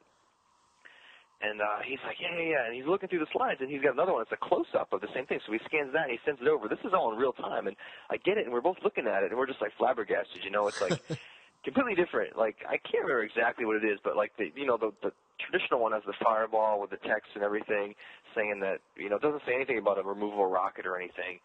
And this one in there, I think it mentions on the card that it has a rocket firing mechanism, and the card is different, and it's different in a way that couldn't be really faked, It's like, you know it's real. It's like, and this is 1979 Toy Fair, and it's like, holy cow, this is a carded Boba Fett, and it's probably rocket firing. And right. I think it had a rocket firing Boba Fett standing next to it on a little stand, and you can see the back with the rocket fire. So we're like, holy crap, this is awesome, We're like, blah, blah, blah, blah, blah. And immediately sending off messages to Chris and Todd and Gus, and, and so whatever. I mean, that's cool, cool picture surfaces. I swear, not a month later, Eric Janicki comes up. A collector named Eric Janicki lives down in like the Maryland or Delaware area. I think it was Maryland. Just randomly finds a carded Boba Fett that's rocket firing that he picks up from a guy who says he had got it at the original at Toy Fair. Like he was at Toy Fair for some reason. and he asked to have it, and someone gave it to him. Some story like that, and he saved it for all these years. And so Eric ends up with this thing, and it's like, it's going around. I think he brought it up to Tom Derby at Cloud City or something, and Tom's like, I don't know, man, this thing, I mean, anyone could make something like this, you know? Right. And the story gets around back to me and John and the other people, Gus and Chris and Todd, and we're just like, oh my God, you know, this thing actually matches up exactly with this slide. Wow. And how crazy is that? I mean, that you would find this thing in a slide, and then someone would make this find, this completely random find, like a month later. Right. And if we had found that slide, people would have just been like, who knows? Can't tell if it's real, can't tell if it's not. You know, maybe it is, maybe it's not. But because it matched up exactly with this slide from '79 that turned up before he found it, that made all the difference in the world. Of course, he sold it for a ton of money, and I'm not even sure who has it now, but I mean, that was just like it was sold at the. It makes your eyes pop out of your head. Yeah, at the 2008 Premier Collectible Auction, right? Wasn't that the premiere thing? Yeah, that's right. Oh, that's right. Yeah, I remember the guy who has it now. Yeah, I don't know if he still has it or not, but he tried to auction it off. Wow, but just that's one of those awesome. things where a piece of reference material completely dovetails with like reality and kind of, you know, cements something as being real. Right. The other story is just really brief. Like, I remember when I was doing custom figures back in the day, in the 90s, just messing around with, I'd gotten the 79 Products for Delivery catalog, which has the Rocket Fett and Boba Fett in it, and it's the kit bashed Fett, or the proto Fett, or whatever you want to call it, the conceptual Fett. Okay. And I remember looking at it and being like, this thing has Stormtrooper arms, and you could tell that the torso is a 3PO torso, and the legs are Death Squad Commander, you know, with some alterations and stuff. And I remember emailing Chris about that and him being like, oh, man, I never realized that, and blah, blah, blah. And after that, I started making custom figures made up of those parts, and I'd sell them on a card. And, you know, I sold a bunch of them to people who were just interested in having them. And I used to put them on eBay. And one of the guys who bought one from me on eBay was a guy named Walt Steuben. And I got his address. He's like, I just sent you payment. You know, here's my address, Walter Steuben. I'm like, Walter Steuben? I'm like, are you the Walter Steuben who was the big-time collector in the 80s? And he's like, yeah, that was me. You know, I was on TV and everything. And I was like, I can't believe it. I can't believe this guy just is buying a figure off me, you know. And he was like, I still buy things here and there. And we were chatting for a while. And I eventually put him in touch with Steve Sansweet, who was happy to get back in touch with him again. I don't know if those guys ever did anything. Probably just said hi to each other. But it's just one of those crazy events where someone from, like, the deep recesses of the Star Wars hobby, like all of a sudden pops up out of nowhere to buy this goofy custom figure from you. So, that's awesome. Those are my two stories. Cool, man. Those are pretty sweet. I love the reference material and just thinking about seeing the way that figure is presented in the catalog for that auction. You know, it's just like this pristine, most amazing, you know, world's coolest figure ever, and just the idea that it's just kind of floating around at one point and matched up. Just imagine it would probably not have been saved unless that guy was at Toy Fair and was like, hey, you think I could take this? I think that was the story. Maybe Chris or Gus remember in more detail, but the memory is that he was just there as like somebody at Toy Fair, and like he asked for it and someone gave it to him, and then the guy just saved it for all those years. And I think he'd worked at a toy store or something, so he ran into Eric and mentioned he had it. Wow. And Eric was like, oh yeah, you know, I'm interested in that. Wow.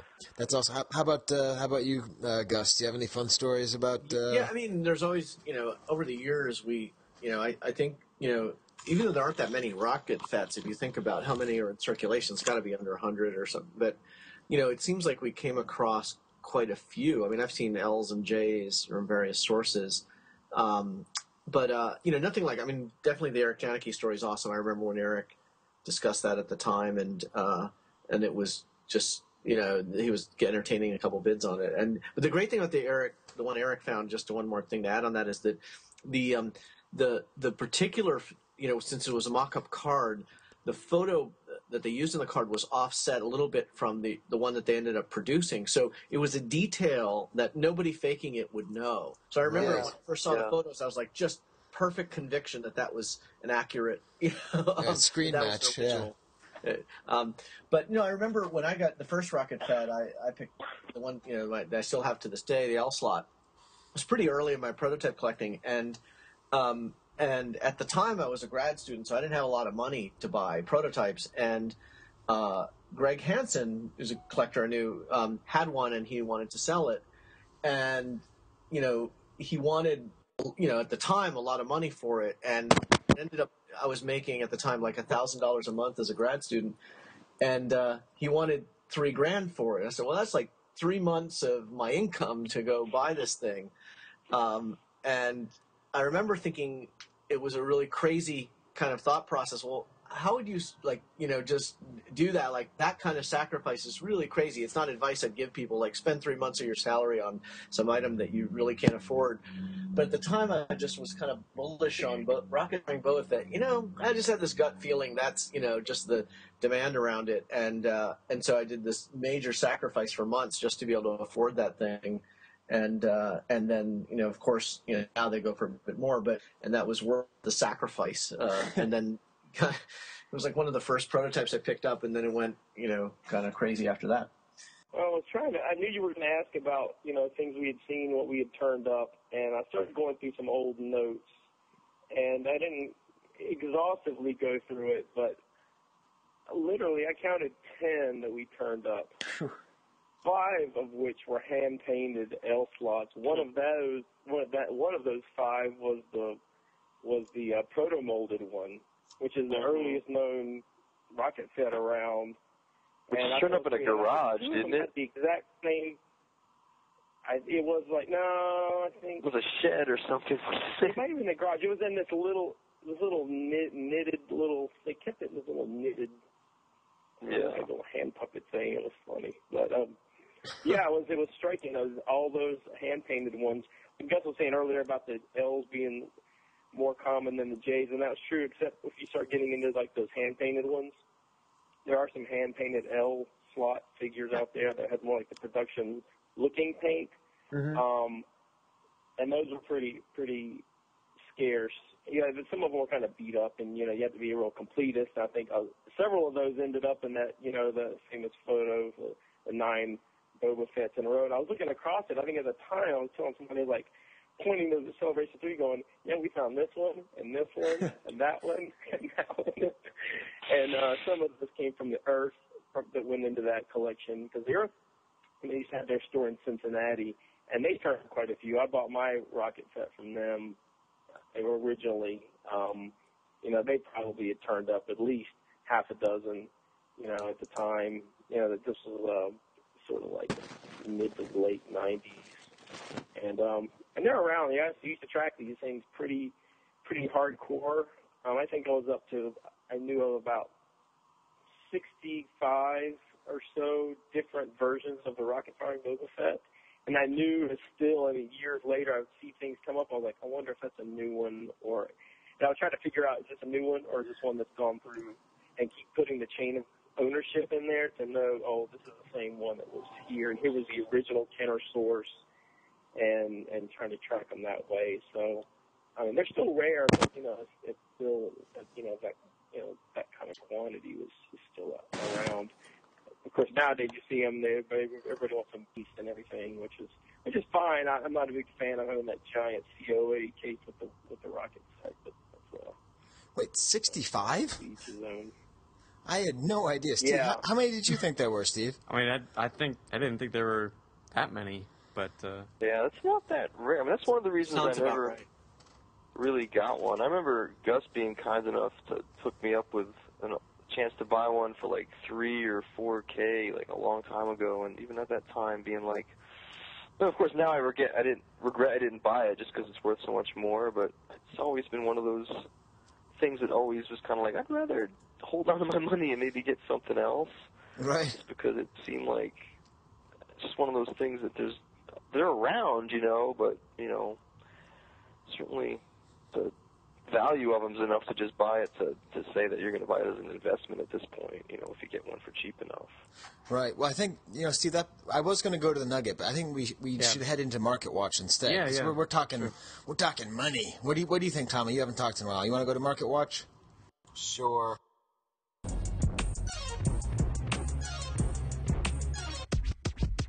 $1 flicks. Market Watch.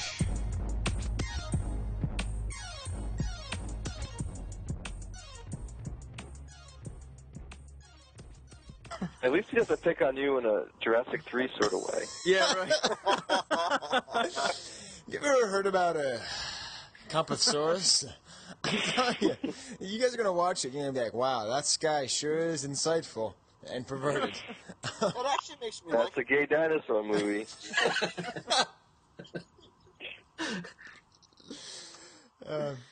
All right, so let's talk money then. So I mean, what's the first sale you can remember? We'll go back to Gus. What's the first sale you can remember of a rocket firing Fett?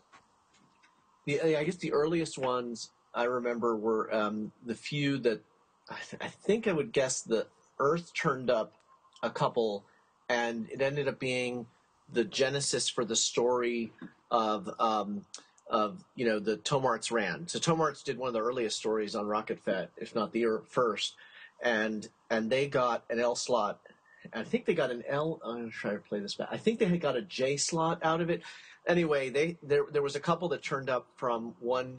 I think it was a tester at Kenner, who I think Steve Sansweet got one of his his J slot from that. I think that's where Greg Hansen got his L slot. So there were a few that turned up from the Earth very early on, and it was and one was sold to Tomarts, which was the one that they had in the story about the L and the J slot. Okay, and that sold for how much? Do you remember? I don't, because a lot of these were other folks who bought them, but I thought they were on the order of $3,000, like that range. Okay, around $3,000 and around 99, something like that. No, this is earlier. This is earlier than that. 94, 95. Oh, wow. Okay. And then how did they go up by 99? Did they go up by? By Star Wars. Like, I think the peak for vintage sales was like kind of 97 to about 2002. Okay. That 5-year stretch, and around there, I mean, the L slots with Rocket were getting up to like 15,000, even higher. Some even sold for more than that at peak. And J slots, some of them were selling in that range as well. I think the high. I mean, there were some I'd heard. You guys can chime in if you heard other ones, but I heard some going as high as like 18, but 15. There were multiple that sold at 15 around that time. Wow. But I mean, one sold last month, right? For how much, Steve? Do you remember? I think it was about 20,000, wasn't it? Yeah, it's about 20. So it seems like. Wow. Okay. Yes. Ouch. Yeah.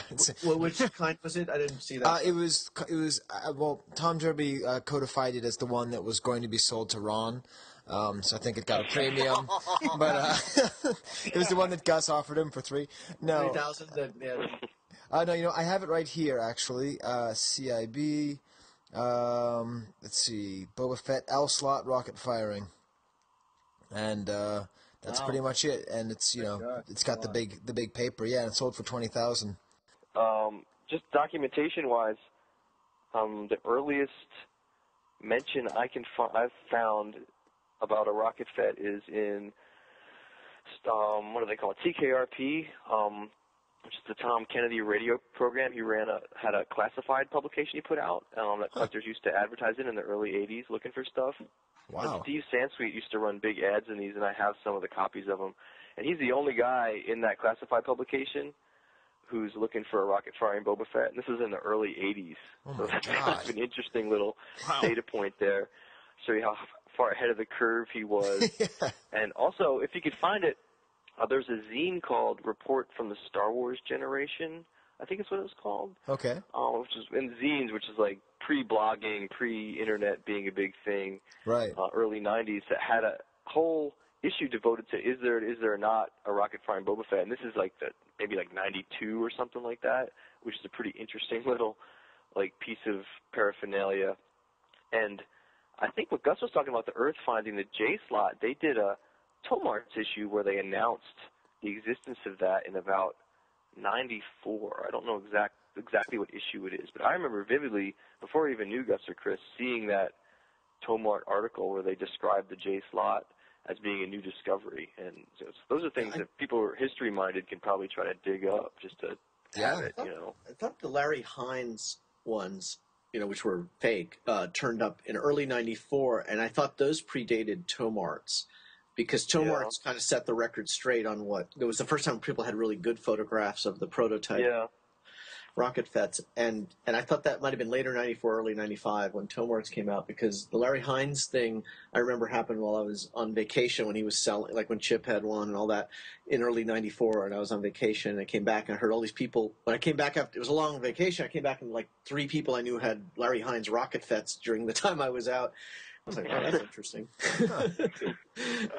Wow. Yeah, that's crazy. And so, Tommy, did you know about this radio show from the early 80s that has Steve Sansweet asking for Rocket Fets? Oh, sorry, Skye. TK, he had a radio show. Okay. That was like his main business, but he also on the side, the radio show I don't think had anything to do with Star Wars, but on the side he sold Star Wars stuff through catalog, and then he had a classifieds publication he put out for collectors to look for stuff. I was picturing like Tradio TKRP. or something, where it would be like, like a young Steve Sansweet being like, "Hi there, I'm looking for Rocket Fets." Okay, it's just No, they're just like little print ads, Okay. It's an interesting publication though if you can find it. I mean, he was selling back issues for a while. Yeah. And you had. I mean, are those in your scrapbook, Chris? No, that's all just because Chris Georgoulias' scrapbook, right, has all the old sales. I can take a picture for you if you want. But Chris's scrapbook is Toy Shop. Right, it's just Toy Shop? But if you want a who's who of like vintage collecting in the real early days with the original guys, like TKRP catalogs are it. Like that's where all the games at the time were collecting vintage Star Wars. It's really interesting and nostalgic to see. Yeah. Well, I think we have a mission. That sounds great. The report from TKRP. I'll scan you some of them. Yeah, that's awesome. So then it seems like it went from, I mean, so it seems like they went from being found to being sold for $3,000 with little in between, huh? Just kind of, they were sort of, once you realized what they were worth, there wasn't a period of time like proofs or something where they were sold for $20 between people, or like, as far as you know, Gus, there's nothing like that? I'm not aware of any sales of authentic ones for cheap early on.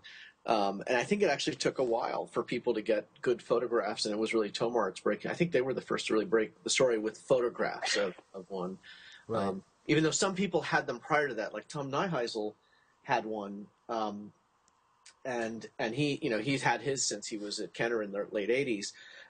But so there were people who had them. Steve Denny, of course, had some from late '80s. So there were people who had them, but they just didn't seem to get photographed. And well known in the community what they would look like till later. And I'm not aware of any sales for very cheap in the early '90s or anything like that. Right. Yeah. Well, I mean, I think it's possible, right? They could keep going up. I mean, what do you think, Chris? Could they possibly go up?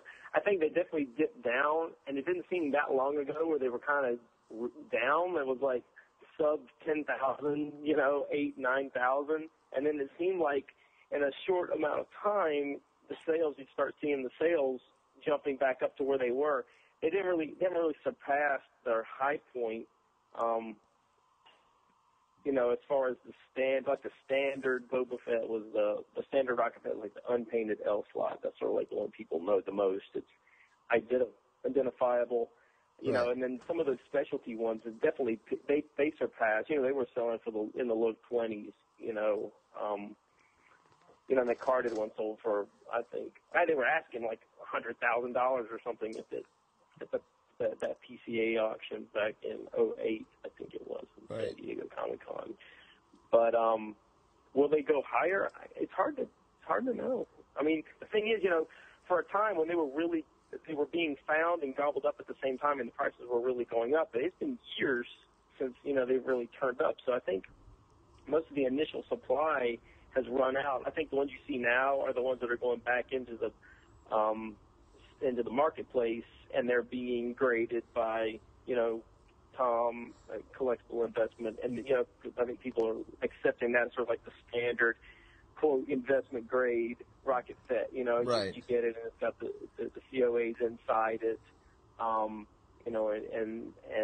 people have their centerpiece, and if you have room to display it with the way that vertically oriented like that. But and those are the ones you see on eBay, and I think people have more peace of mind. I think before people may have been more reluctant, but just the visibility of that piece, it's you gasp like, oh, like there were 65 or whatever. I mean, there are so many vinyl cape Jawas out there that still sell for a ton of money. Right. That people pay a lot of money for a high-grade 12-back Luke, and that's not, and there's tons of those things out there, you know, and Right. so it's really demand, and that's just such a high visible figure that, you know, will it always, I mean, the thing is, you cross a $10,000 threshold, it's really a psychological barrier for collecting, you know. And, Yep. Yeah, man, that's pretty good stuff, Steve. Right? I think we got a lot of history with that market watch. A lot of history, a lot of market watch.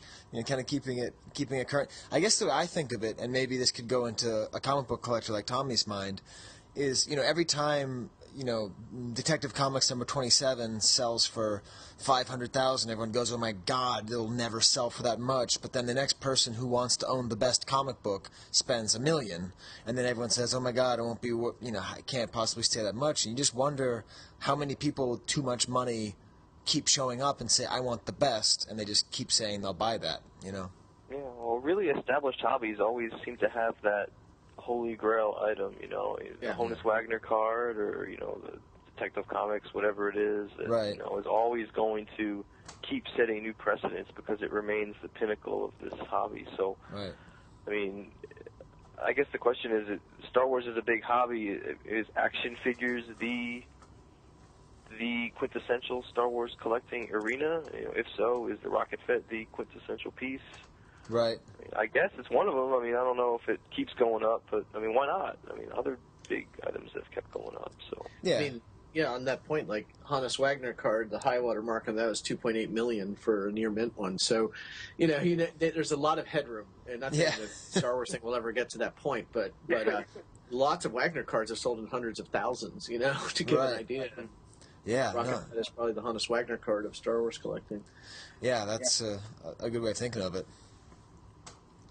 Yeah, and I think on some of those, the condition is such a big deal. It was funny, I was just watching American Pickers the other day, and they had an amazing fantasy number 15, the first edition of first appearance of Spider-Man. Yeah, 15. Well, the high grade one had sold for $900,000, but their copy was good shape. You know, it was $4,000. But you don't have that with the Rocket Fett. They're like all good condition, you know. So there's not a. So it's a better precedent. So they're all sustaining the high value versus there's this really nice one, and then the rest of them are at 1/10 of that. And that's not the case with these, where it is with like the Honus Wagner cards and the comic books. It's really those particular few high graded ones. It's not like the overall all those books are that expensive, you know. So you sort of hit this peak with the Rocket Fets are $15,000, but they're all sort of like that. They're not. There's no $2,000 one because it's, you know, there's really not any beat to death ones that you're really going to find. You know, most of them are in decent shape, so they're all comparable. Except for the one that eventually kills Steve when he chokes on it. But yeah, so let's maybe we can go to a nugget, and I think for that, 'tis a nugget from the archive. 'Tis a nugget. Oh my God, they're gorgeous. From the archive. Oh my God, they're gorgeous. One second. So Tommy, you're gonna have to get near the microphone. This is now the nugget section, and I said, should we do this one or that one? And you just came up with a better word than sub-nugget. What did you say we should call it, Tommy? The bi-nugget? Yes, we are going to do a bi-nugget, which again ties into Jurassic Park 3 quite well. I knew that was coming. What did you find there, Timmy? I found I think his name is even Timmy. Like, it's that funny when you watch this movie. It's like, what do you know about dinosaur bones, Timmy? All right. Is Rick Oley in it? Yeah, I know. Seriously. Okay. All right. So why don't we start with? Let's start actually with this conceptual sketch, and then we'll get back because I feel like we're running perilously close to being rocket fetted out. So, Steve, you found this, and the write-up was done on the archive, actually by Lisa and Vic, although I assume that you guys know a fair amount about this. I'd never heard of it, Steve, until you sent it to me. What is it, Steve? I'd never heard of it either. It's a conceptual sketch for the sea serpent that Boba Fett rides in the holiday special. And I'll be honest, I still haven't even seen that segment of the holiday special. Dude, I just seen little clips here and there, but obviously it's a concept that was short-lived with the failings of that whole enterprise. But it's a really neat drawing of this crazy creature that he's flying around on. And it's neat that it actually survived. It seems to be like a pretty big piece, too. They had to kind of do a double scan to get the whole image there. But it's kind of goes along with, though, that Chewie family that never really materialized. But I just thought it was a neat piece of history because the holiday special did air in November, and it was also Boba Fett's debut, right? So right. Oh yeah, it's right around right now. Now, Chris, Gus, or Ron, do you know? Is there any chance this made it to a further stage of production than just these drawings? Do you think? I think it's plausible, but I don't think it's probable. I mean, I think you never know with this stuff, but I haven't seen any evidence of it.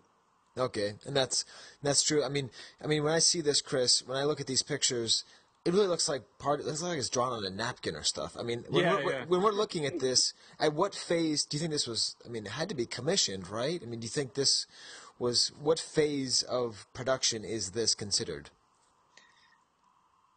I mean, they do concept stuff all the time. We'd find people with piles of just drawings and whatnot. You know, it's so easy to get an in-house guy or just a contract guy to come in and do a bunch of drawings. You know, in an afternoon, he's cranked out a ton of this stuff. Just that's so to get the initial ideas down. So, just a preliminary sketch probably. I mean, I remember when this came up and putting it on here for them, and it was in Tomart too, it mentions here. I mean, I think Gus is right. I mean, I would guarantee you this really, I don't think it ever got off of paper, let's put it that way. Like, right. I would be surprised if it did. Right. It's kind of cool to see. It's kind of like Loch Ness Monster. One of my pet peeves, well, I don't know if pet peeve is, maybe it's too strong, but when people, I always try to call these things conceptual stuff, because sometimes people are like, oh, this is an unproduced toy. It's like, well, I guess technically, it was never made, but to me, like, the Rocket Fett and Boba Fett is an unproduced toy, or that plush Ewok with the what was that one called? Zeffy. The one. Yeah, Zeffy is an unproduced toy. Like, stuff that was really, like, made and then never released, although right. I guess that's really unreleased, not unproduced. But these things, I mean, there's probably so much stuff we don't even know about that was mooted or sketched or talked about and then never made, and this is just kind of an interesting doodle that someone made based on the holiday special that probably never went anywhere, other than this. It's crazy. All right, well, let's get to our second of our bi-curious nugget. Is going to be the kit-bashed Boba Fett prototype. Now, Ron touched on this briefly. This is, now, I don't know about you, Tommy. I like to refer to this era of the archive itself as the Marble era. Do you do that too, Tommy? I definitely do notice the different backgrounds, yeah. So there was a long time, right, when you first started, Gus, tell me if this is true, where you always use this kind of marble paper background for your entries to the archive, right? Yep. Yeah, we did, and then we changed it when we moved all the data over to the database, but to kind of have the MySQL database backend. But the problem was we didn't really finish the transition ever, so there's a whole bunch of this stuff that's still out there that has the old background. Right. Well, like a time capsule. Yeah, to me, that's like the double racetrack on the Star Wars card. Like, you can't get rid of the marble. That's the charm of the archive. That's the equivalent of vintage. Before like the stupid podcast and all that. So tell me, what is this kit bashed? It's almost like another vocab, but what is this piece? What are these pictures that we see? Oh, I mean, I just, described before, like, figuring out that the pieces on it were from other figures, which I don't think I'd ever heard before, and making the custom figures. And, kit bashing is a term that model makers use when they take other parts from other stuff and kind of like, especially model kits, that's where the kit comes from, and kind of just bash them together to make something else. So that was kind of where the term came from. I don't know if anyone else ever called it that, but I remember starting to call it that when I figured out it was made from other parts. And I think that's what I've used to call it when I entered it on the archive. And I noticed, I'm looking at it now, Chris beefed it up considerably with some better photos and some more information later on. But when it was first entered on here, it just had a tiny photo, the scan of the insert to the final case, and then the picture from the Collect All 32 store display, which I had, and then just had kind of some information about kit bashing in general, and then what the figure was made up of, and so on and so forth. And I'm not aware of the figure before it was on the archive ever being discussed in a magazine or anything like that. So it was kind of like, I think people were like interested when it was first released, like, oh, Boba Fett, you know. I knew that figure in that picture and the case was different, but I never really thought about it, and that kind of started a ball rolling of people thinking about that figure, I think. And like, I know we all had one friend who we did a lot of Cincinnati trips, who was obsessed with finding it after he saw it on the archive. Right. And he went all over the place asking people about it and never really came up with any good leads to actually find it. Yeah. But that's kind of the story of the entry. And like I said, there was a lot more information turned up later, better pictures especially Cloud City and some of the stuff they turned up from Kenner employees. And Chris went back and expanded it here where he identified a couple of different versions, and it's really worth looking into the history of it all on the archive there, because you can read how they're different. So, I mean, he changed some of the write-up and added some other information on there as well. Now, in all of your talks with, like, sculptors and stuff, have you ever talked to them about how that firing mechanism worked? Because it's not an L slot or a J slot. It's like a little button. I believe someone identified it years ago and told me it was from a Shogun Warriors figure. That's what I thought. And I thought I identified it. I'm trying to remember. This is years ago in a picture and saying, yeah, that looks like what it is. And I seem to remember we talked to Kenner people about it. I know this friend that I mentioned who was on the hunt for it. I remember him having some very specific information about the backpack and the firing mechanism. What it was now, I can't remember. But, yeah, I believe it's pulled from another toy, a Japanese toy. I think it's a Shogun figure or something. Most people's first time they saw this was like on the back of the car. And for years, I think that most people thought it was a painting. I always thought it was a painting of completely a drawing.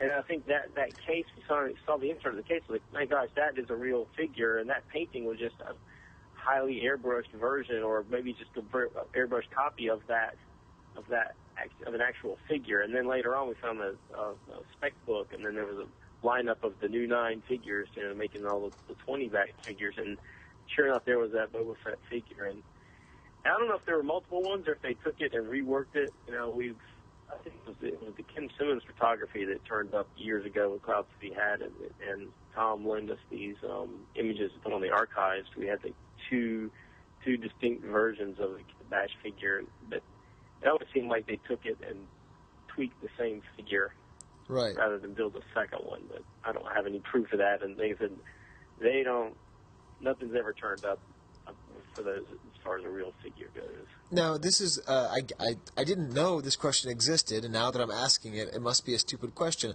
On the back of a 20-back, that's not a painting? Or, wait, what? I always thought it was, I'm looking at it now. I want to say it's airbrushed over, but I have to go really look at it. I think it's mostly painting, but yeah, I think that's why we were thrown off, is that it might have started with a photograph, but and it is mostly airbrush. But I think that's why a lot of people initially assumed there wasn't really a Kit Bash piece, because some of the biggest reference was, you know, the 20 backs. You know, that's where people were seeing them in this. You know, and then later when you get the close up of the whole figure, you go, okay, I see, it's a figure. But we have on the archive we have the images of the artwork of from Nyheisel's collection, so you can take a look and judge for yourself if you think there's any original photograph in that. Yeah, well, that'll be good for the enhanced version of the podcast. Because tri-nugget. I didn't mean to say that it was a photograph painted over it. It was of that style, like they took a picture and posed it and sort of like painted it in that exact shape. And then when you saw the real figure, like, oh my gosh, it was just painting of this actual toy. It wasn't just somebody drawing it like a cartoon piece from scratch. Right. Yeah, no, it's pretty amazing. That is probably the biggest white whale out there, right? I can't imagine a figure that people would want to find more than that. It's got to be... It'll be a big one. The interesting thing is, it's the kind of thing you would imagine someone saving, you know. Right. I mean, one thing you learn looking for this stuff over the years is that a lot was saved, you know, especially, you know, things like the Rocket Fett and Boba Fett. People saved those. Like, this may have been tossed at some point, who knows, but I wouldn't, you know, at this point, it wouldn't shock me if it's sitting out there and someone saved it. Like, who knows, you know. But it's certainly true that not a lot of hacked together kit bash things have really survived. So that's consistent with that. You know, you just don't see that many handmade models that have turned up over the years. But hopefully someone has it. We'll see.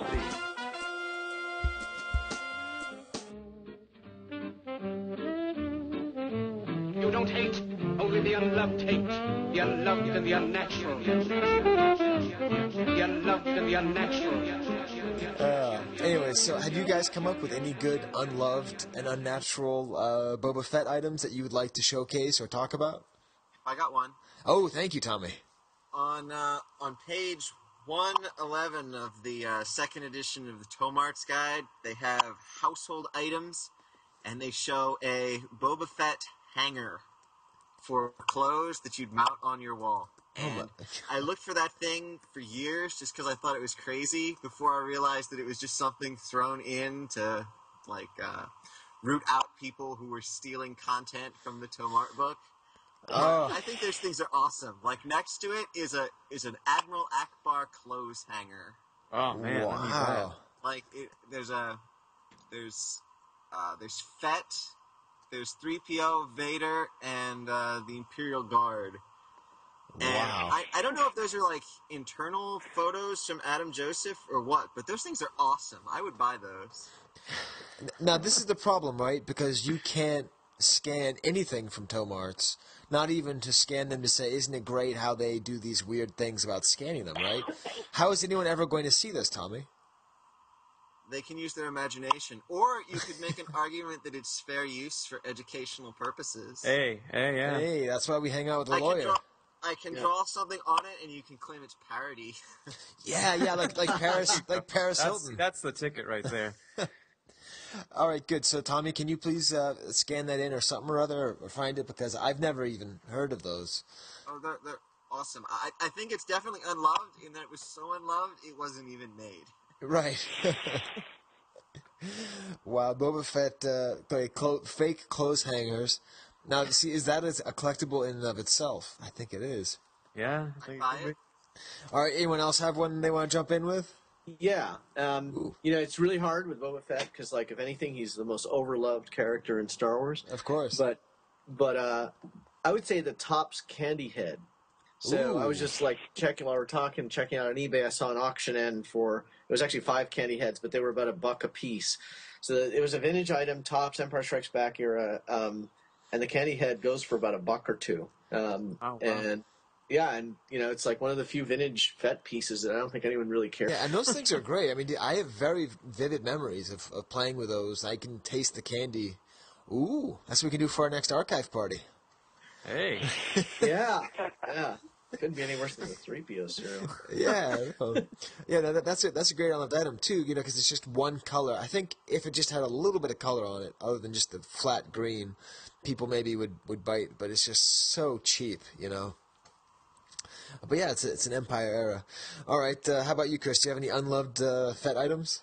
I know Gus loves his Boba Fett cake pan, and so he loves that. But I would think that was probably another thing that doesn't get too much press. Oh, absolutely. Tell us a little bit more about the Boba Fett. Gus could probably tell you more. Actually, I think the cooler unloved item would be the underoos. Okay. That's sort of semi-loved. You know, there's a certain amount of people that do go for the underoos. It's probably best that those are unloved. Yes.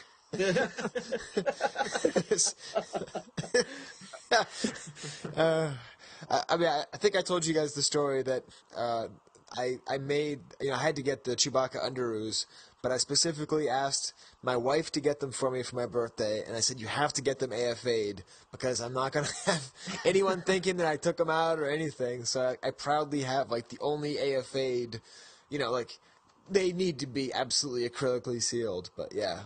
No, those are great, too, because you have to divide underoos between, you know, 2 different kinds, you know, like the ones that imitate the costume and the ones that are just the pictures of the person.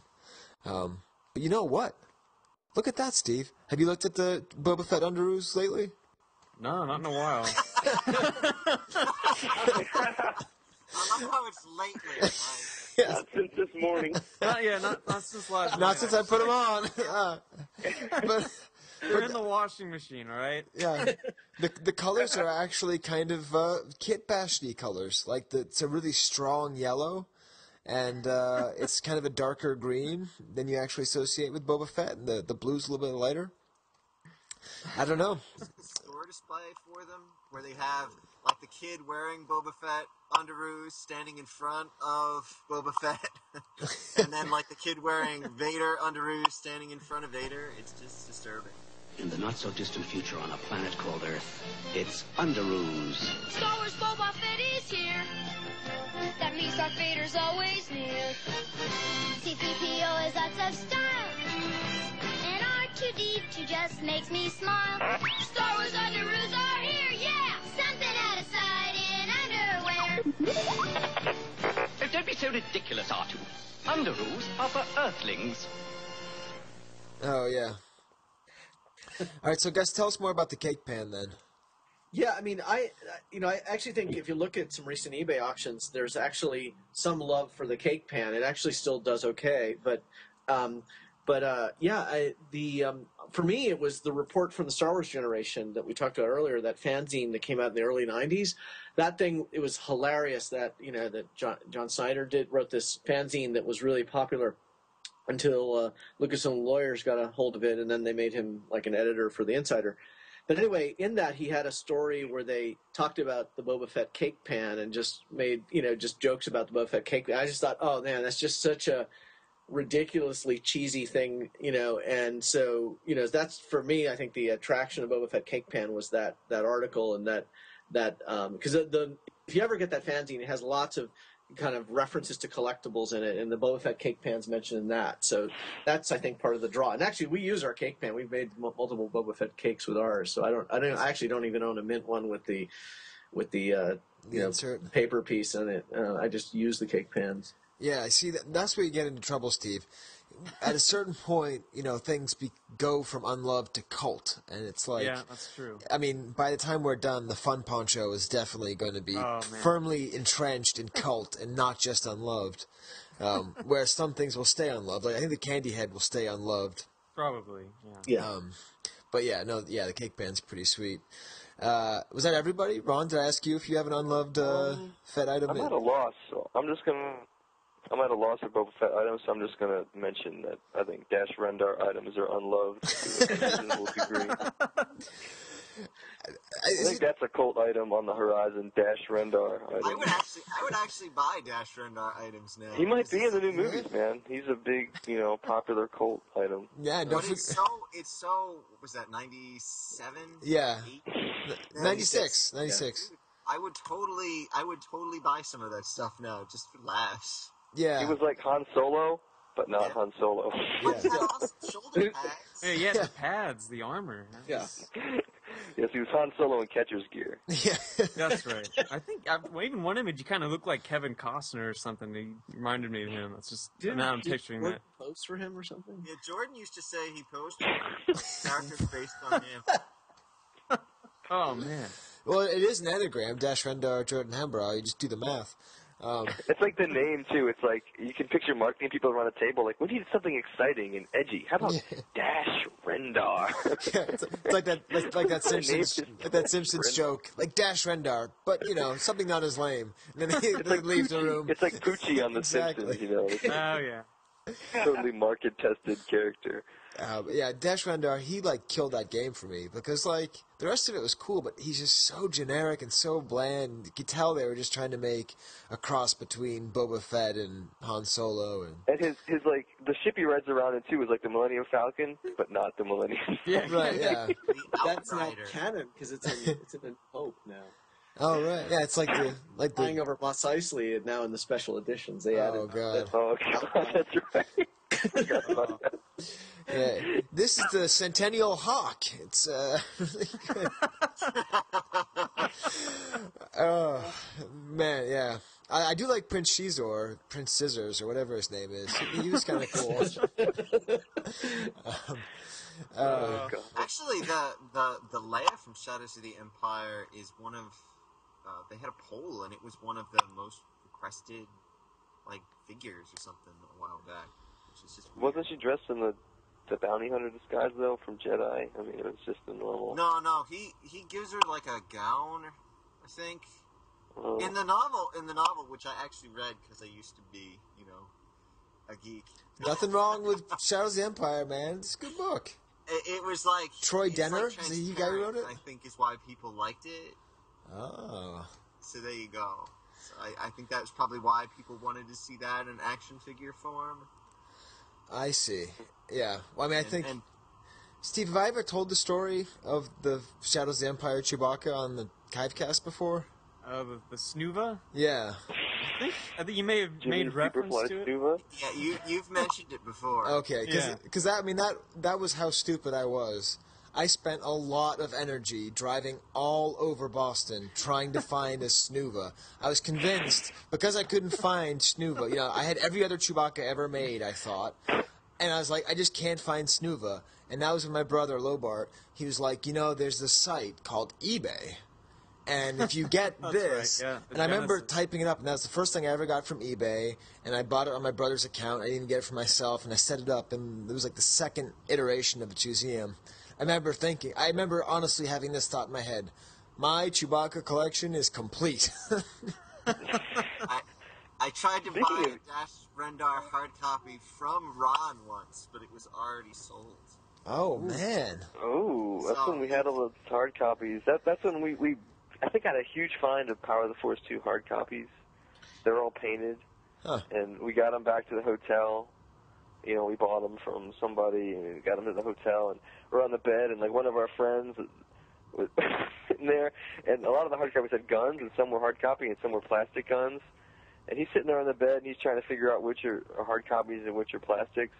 So, of course, he's bending them to see which ones will break, because the ones that break are the good ones, right? So he bends one, breaks, he goes, that's a hard copy. Bends another, breaks, that's a hard copy. Bends another, we're like, no! Wow. It's like testing for witches. I'm not even lying. Exactly on that. I totally remember that. Was hilarious. I was like, are you kidding me? He's like, I can't tell if they're hard copies or not. I'm like, well, don't break them. Well, I just looked on eBay. So Snuva ones were sold recently for $1.73. Oh, hey. I would have paid $50 back then. Oh, Skye, this is something you should do, Skye. But Snuva is twice as good as a Topps Boba Fett candy. Exactly. Thank you, Chris. What's that say? I know. Skye, you should do an episode on the early days of eBay. I was talking about this with someone the other day, and it's pretty funny to even think about eBay in the days before pictures. Yeah. Like written descriptions. That sounds awesome. You could leave feedback for anybody back in the day. It was just like the wild and woolly days. Oh, that's awesome. I got feedback based on another site that I didn't even belong to. They left me negative feedback, and I dealt with him on this site, and he ripped me off. I'm like, I don't even know who you are. I don't belong. Yeah, it used to just, it's funny to think about. Oh, yeah. Well, I remember sitting there thinking, am I ever going to get this Snuva? I thought it would just never happen. I remember... Oh, sorry, go ahead. No, go ahead, Tommy. I remember an auction once that was like, prototype, early bird Star Wars figures, very rare, prototype, like 99 cents or something. No picture. And part of me now, years later, wishes I had just put in the dollar to see what it was. Stick them in the mail. Yeah. People forget that, 90% of the stuff on eBay when it started seemed like to have no pictures. You're just, scrolling through lists of stuff, it's just crazy. Yeah, well, I mean, that if it weren't 12:20 a.m., I'd say we should launch right into it. But that sounds like our next maybe roundtable. What's funny, Steve? I think when we put out this episode, people are going to give feedback, and they're going to be like, yeah, the Disney stuff was great, and it was cool hearing about Fett, but just talking about Shadows of the Empire, that was really just awesome. I'm still looking for prototype Shadows of the Empire Galoob stuff. That stuff is hard to find. I can find the original trilogy stuff and the prequel stuff, but the Shadows of the Empire stuff, it's not out there. Yeah, it's not. I mean, I have a couple Shadows pieces that, I'll even admit to owning still, like the, like Shizor's ship, blanking on what it was called, but I have a few. Virago. Yeah, that's it. Virago or Virago or whatever.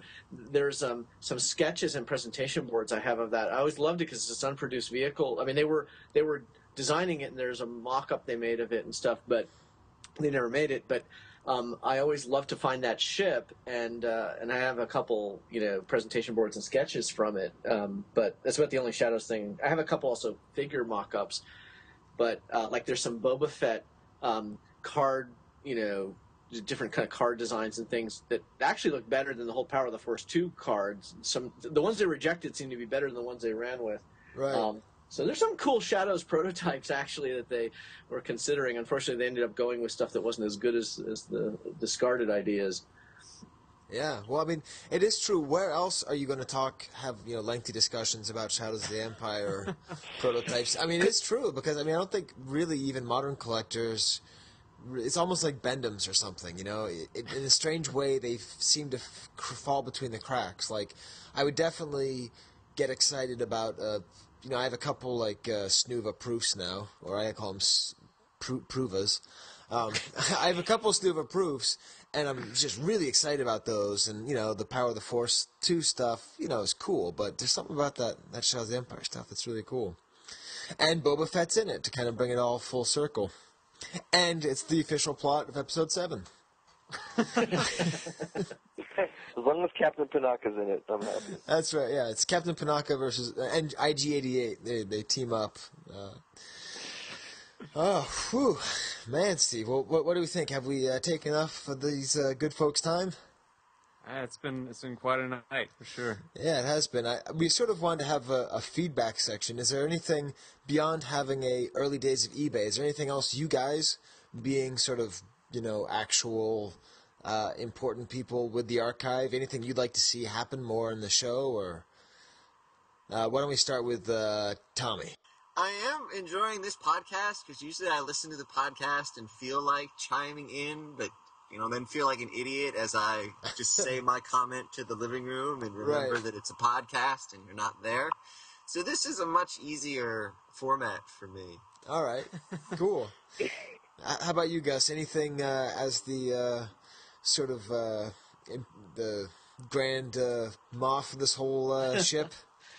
Well, I agree with Tommy on, like, I actually like the interactive format. I actually think that is pretty cool. Like, I know we've always done interviews in the past, but having a group of people you can really riff and bounce ideas, and I think it's kind of fun. New idea. I don't know if you've done that before, that many people together, but no.